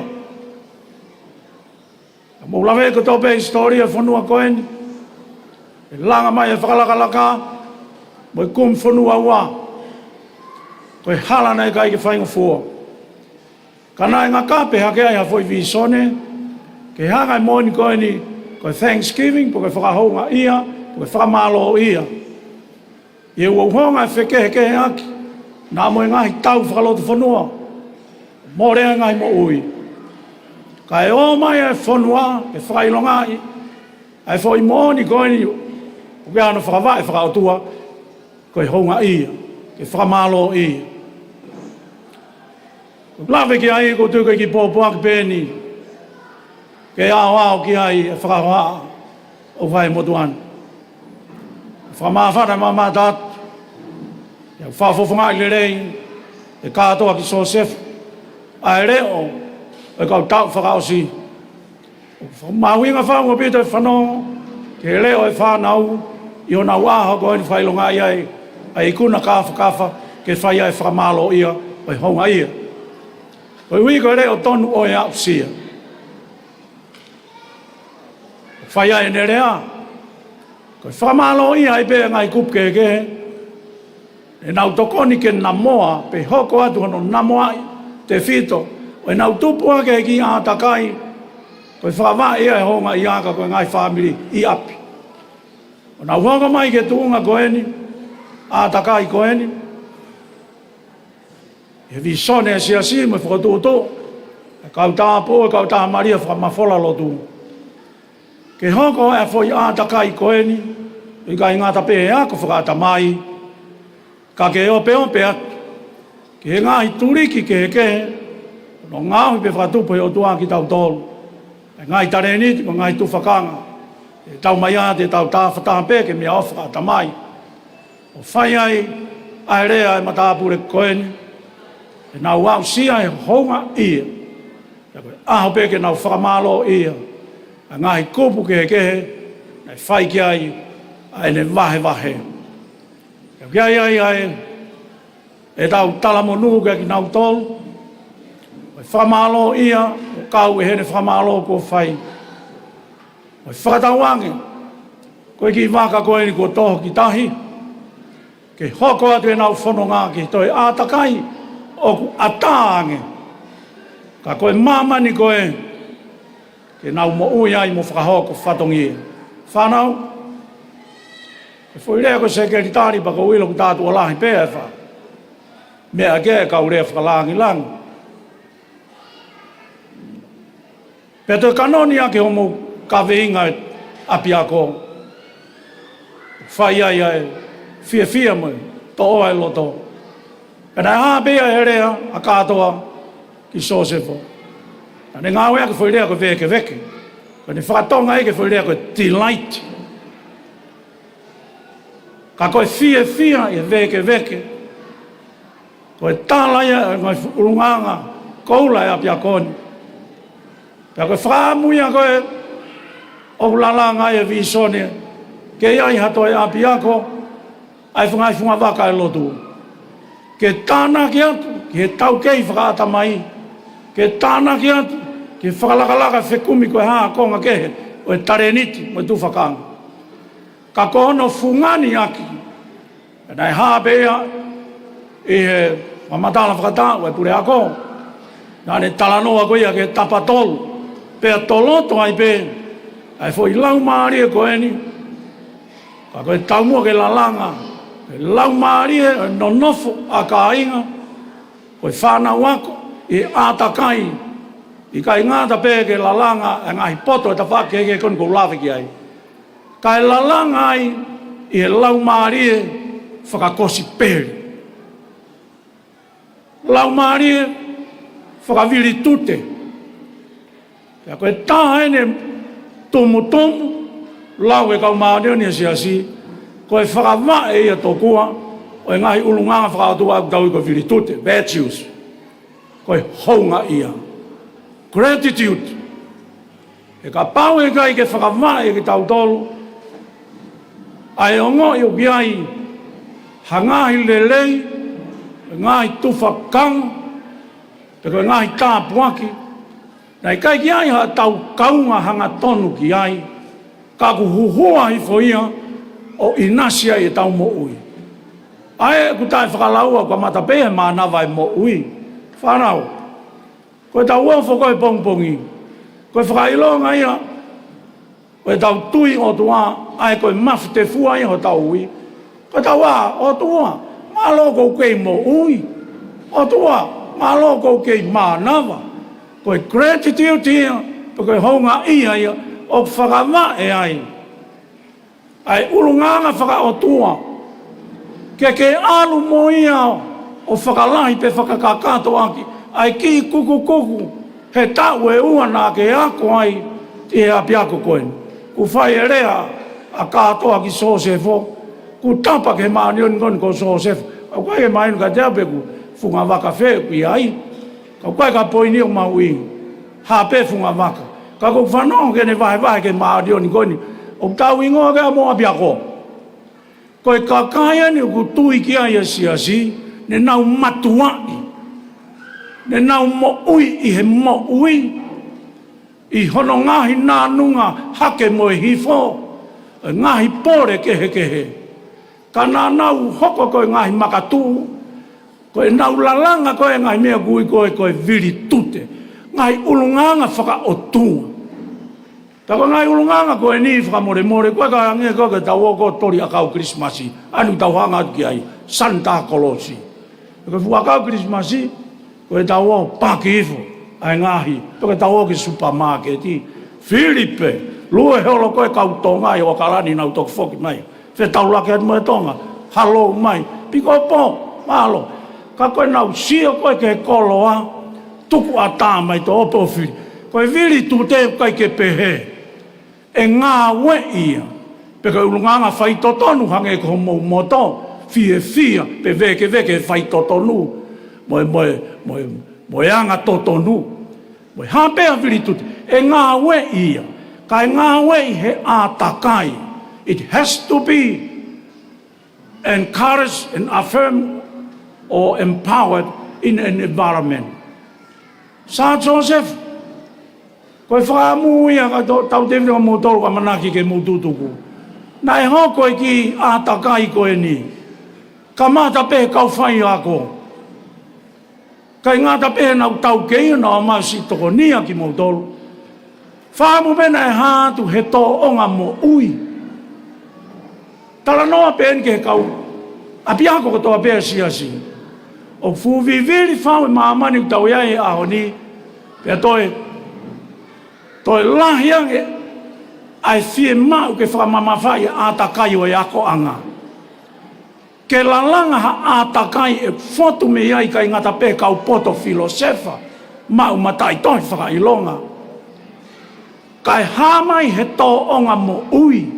Koe mea viviri lahi mo. Fie kaia ki ai. Ai hako tupu e aho ni.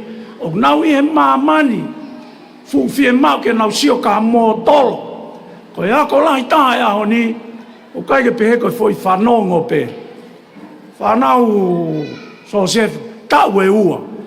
Whau tātu koe hoa fia ko mou whanongo. Koe tuu mai pure ako. Pe ko ana. Pe ko kaunga. Pe ko hai kofa, ko e rea pe ka mou whanongo, hou e fia, pe ma winga ia. Ko tala noa ke vili tu te, o ka wai foi ulunganga ko ula koe ni, moto ake api ako. Ko veke whai totonu. Ko konga lahi ia ko ngata ko mou whanongo ki ai, e te mou whanongo pe motor ka whai ako. Ko konga lahi ko mou sio ki ai. Ko mea ko fia kaya ke aoni, tu si ke display mai. Tala mai e toko tāne a haumaki i nofo i kāinga fō pālangi. Bishop, koe kau tonga, hange koe kau porinsia. Your power beko mo strength he sio, ako ne ngā visual. You are not the people, generally speaking, good and whanongo. Ko me meki i dispute, kai ke mōnma, peko tau whanongo. Kane pēia, ko mo malo i ngā visual. An peko as he kala. O mo sa ia he kala si ka kai fefine whaafo mo manako ke he sio ke display maha mea pa wea no mo oni o tau tolu ke tau sio peha kātonga tau fia sio pa tau loto ke teu ke tau ngari tangata mo ngari fefine koe uhinga tatau pe ene o mai koe ke he viritute ka pau hei kai te tau sio ki ha tō onga o display mai. E rea mai tō tā e koe ange koe Natula University. Ka pau o PhD he sio kalafi. Koe kuhao pēa ki wharea ko mai sioka pai kai te PowerPoint. O foi tala noa pe tu whātoho mou noti kau ke sio kalafi. Mea ke hoku ulunga ngā aku pe koe oskoi kurea koe ako alu ke pā pe koe heka he mea re mo tō tā ke heia. Koe display koe pe koe ulunga ngā pe koe viritute koe uinki ai kono uinga vivirea e honi. Koe uia Moi whakam ke whotunga te kau whaiaka o siasi. Ko wilo peka mea vai koe moao. Ka kuas whakamoni e kau maani ani o tumu ai a Josefo. Koe tau mea tau ke riwanga mamani. Ko i kai ke ngata pe poto e tau whakamatala. Ka koe toi whotu atu he tau tōonga. O hange koe toko taha koe ni. O whakama e ai tau tui whakaisitani. Nā e mate ki he nerea, e whotu atu en tōnga, sai te mō pehe mai. Fu seti mamawhai sia ka pau ko ia. Whanau koe whakaosire mai. Oua te tau fu ia, he seti mamawha. He ku seti a mamani ia koe ahoni, ke maa. Ko ne holoki e pā, ke maa, ke mau whaingofua, ai mea kotoa pe. Koe uhinga e ngahi ako anga siasi, ke whamanatu, koe kakato he wiritu tēnā moe mau he wani, hei kai ke mau whaingofua. Hinga e o lalanga i ke tāna ke atu ke poto whakata mai, ai wiritu te, ke tau loto whai totonu, pēr e lava, i kai koe tau whoi tua ki aku, hāle rei mai he tau televisione, e ki whewhine nea ne tare niti neti polo wa, o ngoa no tare niti i muri, si ha o rea holo, te tau lava, te tau lava. Foi pompo aki o mai kau maani ni o kau a Joseph. Te tau lava, ne o seti hiki e pāki o lunga. Kai kamata i he ātakai ngā iako anga katolika. Kono inga fuwiviri ai. Ka tau sio ka whaiako o seti i lalo e pā. Ai noa ia. Te unga noa ia. Lea noa ia. Tapu hufanga whakatapu. Ko e tau tuku hifu ai pe ia e pā. Ke seti maa maa. Ko e maone o ni. E tau mua ngā iako anga siasi. Ke whakalotola he kau wako me tau tangata. Ke hiki e pā. He alu e filosefa me poto akademika. Ka e lou ai viritu te. Ko e uhi osfu ia pe koe moau. Ke lou pe pā. Whanau, e uhinga maari e pe kai whakawaa. Ka kou tui pe. O siai pe ki āta tuia. Ke mahino ke mo mahu i ngāia. Wa i hala koe na te mo hoko atu ki ai. Kau tau whaos. Fu mamania. Lau koe mea, ngō fuma mea kātoa. Tau i he kuanga koe ke te iai hanga i boundary. Fusi maa maa e ulunganga. Ko koe, te ke alu moe koloa koe ia. Loto toa. Alu koe ki tāine koe hange koe rea. A kātoa ki Josefu. Ko maua me tāsi pinga. Nai taimua. Pe whanafotu mai e kau maani o ni o hange ko Josefu. Ka ke whakapuripuri e siana koe ni tangata koe ni. Nai ki whakaaki aki mui pe. Hange koe whanongi ene rea. Ki lau ki pe. Nai tūholo pe i mui. Ka rea le o lahi ai viritu te. O hange koe ha? Ulunganga ngā maa. Anga tonu. Koe viritu te o ku tolonga ia. Fisi mua. Manu merie. Koe ngai ulunganga koe he lau pāe aho ni. E ki attract whakataimi pe. Mea pango au ki ai tau tupu. Koe nau alu koe ha. He ki ai ne appeal ana immediate. Ke gratify he taimi pe koe ia. Ka koe ne tōki loto. Koe whakatau ia ki mate. Whanau talamonu atu. Teke o mo whangi pōpao ki ta. Tō ope mea nai me lie, me apiako. Whakangalo ki atu, hangai mea na kai ko hatasi i pinga lelei. Heu kei tangata pe siasi. Kei tangata pe hono ngahi apiako. I he mamani, mohu pore, mohu whakatau ere. Koe kurea whai atu, koe toko taha pe au i loto waka, o e kau vai. Ka kou whenga ke turi fua. Ke eko atu e re o e kau maa oni.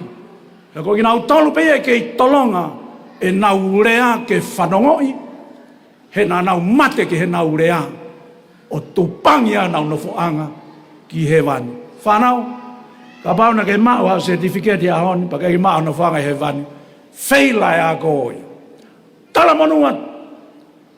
Puke pe aikona e whangile lei. Whaka ulunganga, ke tāna ki atu, ki o skill, about ke sekretari.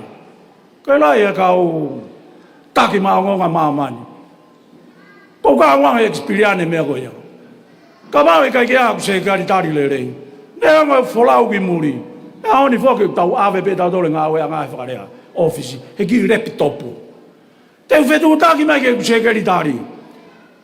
Ia sekali ta ua tol. Kau tata mo kau. He me aku ifo te mawahe. Ai poto e kau sekretari. Ika ngata pe mave no seni mai. Attach mai ngai mea. Kako ifo ko te hau ngo si aku nau ki pe mai. How was the trip? Hage aki masima. Can I make you a cup of coffee? E ongo iko he kau boss kau pure. O ke ki extra touch. Kabau ka sekretari ko kore tu mi sosefo. Fa vula. O fa taxi mo pai. Mo ki si o ko fe a hovahe. Kai ke foto atu ia te ia. Ai to onga. I foi rea koe mari kalanga kina. Mari me. Koe mari. Ka ai pe ai. Loki ngā aue mau pe. Koe tilai tia he totonu mo moto aku. Lo e whakawa. Ake meas. Whana mau pe. Koe mai pure a koe ki tu mai ta whaki. Kene whamanatu mai. Koe tau ki mea. Ena. Whana mai koe. Halani ki e meas. O kou, o ngā ia o pito, i te wakai koe, tōlahi e. O ki i hakoni, koe ngai funga waka. He koe vi sone pe ia kau taki loto. Kua uia koe toku mea ngā ua ki pe, e ki. Ke kau i he pue, ho tau ki whanua masiwa ko tonga. O kia no tala whakaloto, whakamaunga pia whakawai. Ke o mai he ki i hako koe, he koe vi sone e kau taki. Ka tolai ta haku mo tō me ngai funga waka. Ako wātarangi pika seni are. Mālo pe e kau pā te rei. O spe koe nau kure tu e te seminario. O nau mau kāto ai. O talatu ko si ngalo u me a ia. A nau ela nau tola ke koe ki nau whion mai nau toki e kawe tau ki ala ki e meas. Koe kakai e nea o tuaku nau o mai. Pea e ngā wea ki nau tole kakai o tuaku. Malo moloni koe nu asimai. E mea. Kako fia e motuan. Ki tuku a peko pore ke kau pātere kau. Nau saipeng, nau don. Fia lahe o pito. Ko popak tatau. Moat mo ki mama. He anu ke riuriunga. Ai whaingata ai. Os whamoni. Toki onsia te mau ki workshop. Nai peisi he foi taau iau. Lai tāntana e auni. Ko safeguarding. Koe a safeguarding. Koe toka ngai kina tau whanau. He fu tsunami. O alu ke lahi. I mamani. Pea kawai atongani. Koe pore mo popak tatau. Mo wat mo ki mama. Whapena teu ki mo tolu. He lau maari. Ma ke ko tala no koe ki ai. He ngahi ako anga. Oe lotu. He whakawai ki ako ni. He lau maari whakatoi tapu. La mani e hala ki a mea si. Ai mawhana mo e veke. Ai ongo a konga. O na whoki rema mo e mawhana ko ia. E nai whakama he whana me awhi ai e ki. I halanga e popo uri. Mo e vei ua. Mo e manawahe mo i rifia. Mamani te mo hoko atu ki ai. Pe kamata pēsi o loto whare. Kamata pe e tau lot whare whamiri. Ai whie mau ke whanongo i. I ki rea moko. O whakawai he huki. Ono ki tempare tapu. Ko whamui me tau mua ki a koe. Mo atua. Whakamāsima. Tutu e ki mau i wha. Ona ngā. Ofi pe ke whana mea. Nei whai halaki e masi. Kai tau mori ringi mai. Ai keresi. O rea ofana e whai eiki. Pea nongai e tāla a. Pea nongai ai vei ua o irifia. O whātika te mōtol me tala mono. O atu mo nginau tol ke i hoko atu e ako. Pea me tala mono alu fua te lave lolo e whawa a. Tala mono ke mo maa ka maa lolo lei kau ngako. Kau whai ako. Kau ngā whakalanglang. O tolon ko tō pēsi ngai lot whare. Maa lolo lei Christmasi. Mo inasi ono ko tō pēha nge koe. Whaha ka mātanga. Koe whakatahanga Krismasi, koe Thanksgiving ia. Ki e mea off, lau o ta, o whake he o tuaine off kia koe moao. Ke omi ono alo ia ki mare mare. Kof lelei, ayanga kai o manu. Kia koe mo'oni ia. That's the truth that we must delight in. Koe mo'oni, koe kolosi, koe mo'oni, koe ofa. Koe ofa ape kolosi, te whakatau atana i tau tolo he mo'oni. Koe e whakauha, koe ofa lahi ati kai mo tolo ko tau ape, le vere vai whakauha, kau tatau ai.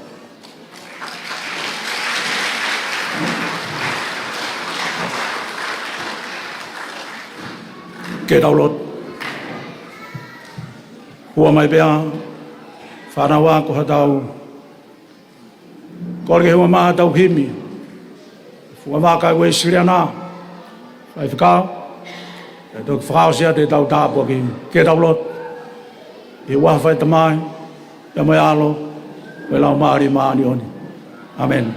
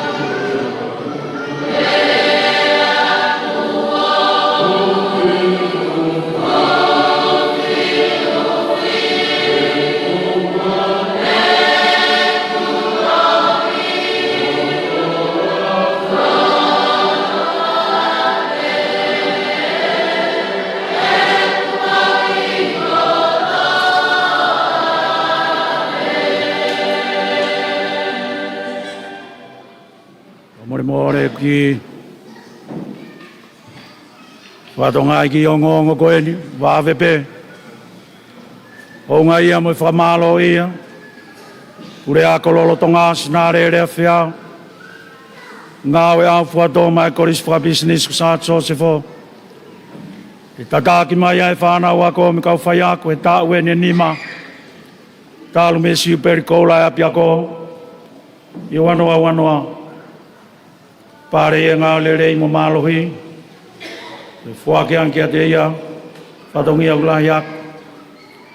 Hoko ata sinare rea whiau ke ofisi ako e siasi, hoko ata una tokanga e re son whakalotu. Ngā ue whare i he ngāhi ako, e moe porokalama, halaki e measi. No ua, e konga ki whanongonongo, Kari le rea e whakatu me pāte ako tāsi. I hoko ki e lakanga pure ako ki e korisanga tso se fo i he tā wanoa wani mā. Lau man mā. I whakausi i pēko o si lawe ki ai. I whakahwane u whai ko talamonu. Kataulot. Ke tāpua e hua whai e ki.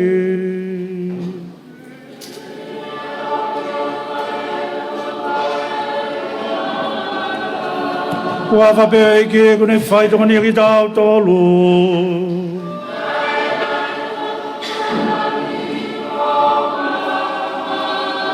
E whamai tāpua ke ai o tua mawhi koe tamai. Moe alo, moe lau maari maoni one.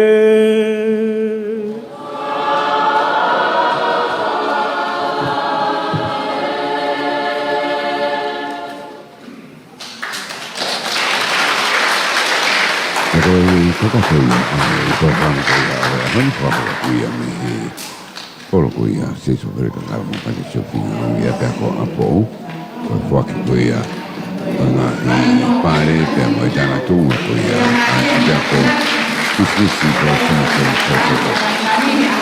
Kono anga ko pabere te na Ka mo lo tu dele ko ka. pero tengi ko ni ke fitu mo me mai tonga Ko la balele ha ta wa morina ka to anga. Fa ino nga. ala watia mo hin tu fu mo tim ko e me sene No to mo nga mo ni ka te ko ya. ala ke mo me mo to program ko no mo abako E he pure ako. bebe mo mo to ko me mai ke mo ko ke ho ka te ko programa ke mo ki na ko ha ko Kai ke ba ha ke le ya me ko to le te mau ba. Ihan ani fiya paya sa te tana tohi ko tale tu fu o sa to waka mo mea Pati flamaro ka fe no motoa solo mo mulani kai kai pure kai ta oni mo ngai ka to ana ngai te mo mo kina ka ko me mai ka ka na fia fa ino ngai ya ko ka we ta fa na we na ko ni Kalau keluar kasih doa. Ko labe ko laba ia ka to na aku ni ya wata be faita ta le ko ka ko faita sana wa ko ma fe wa ki mo ta ka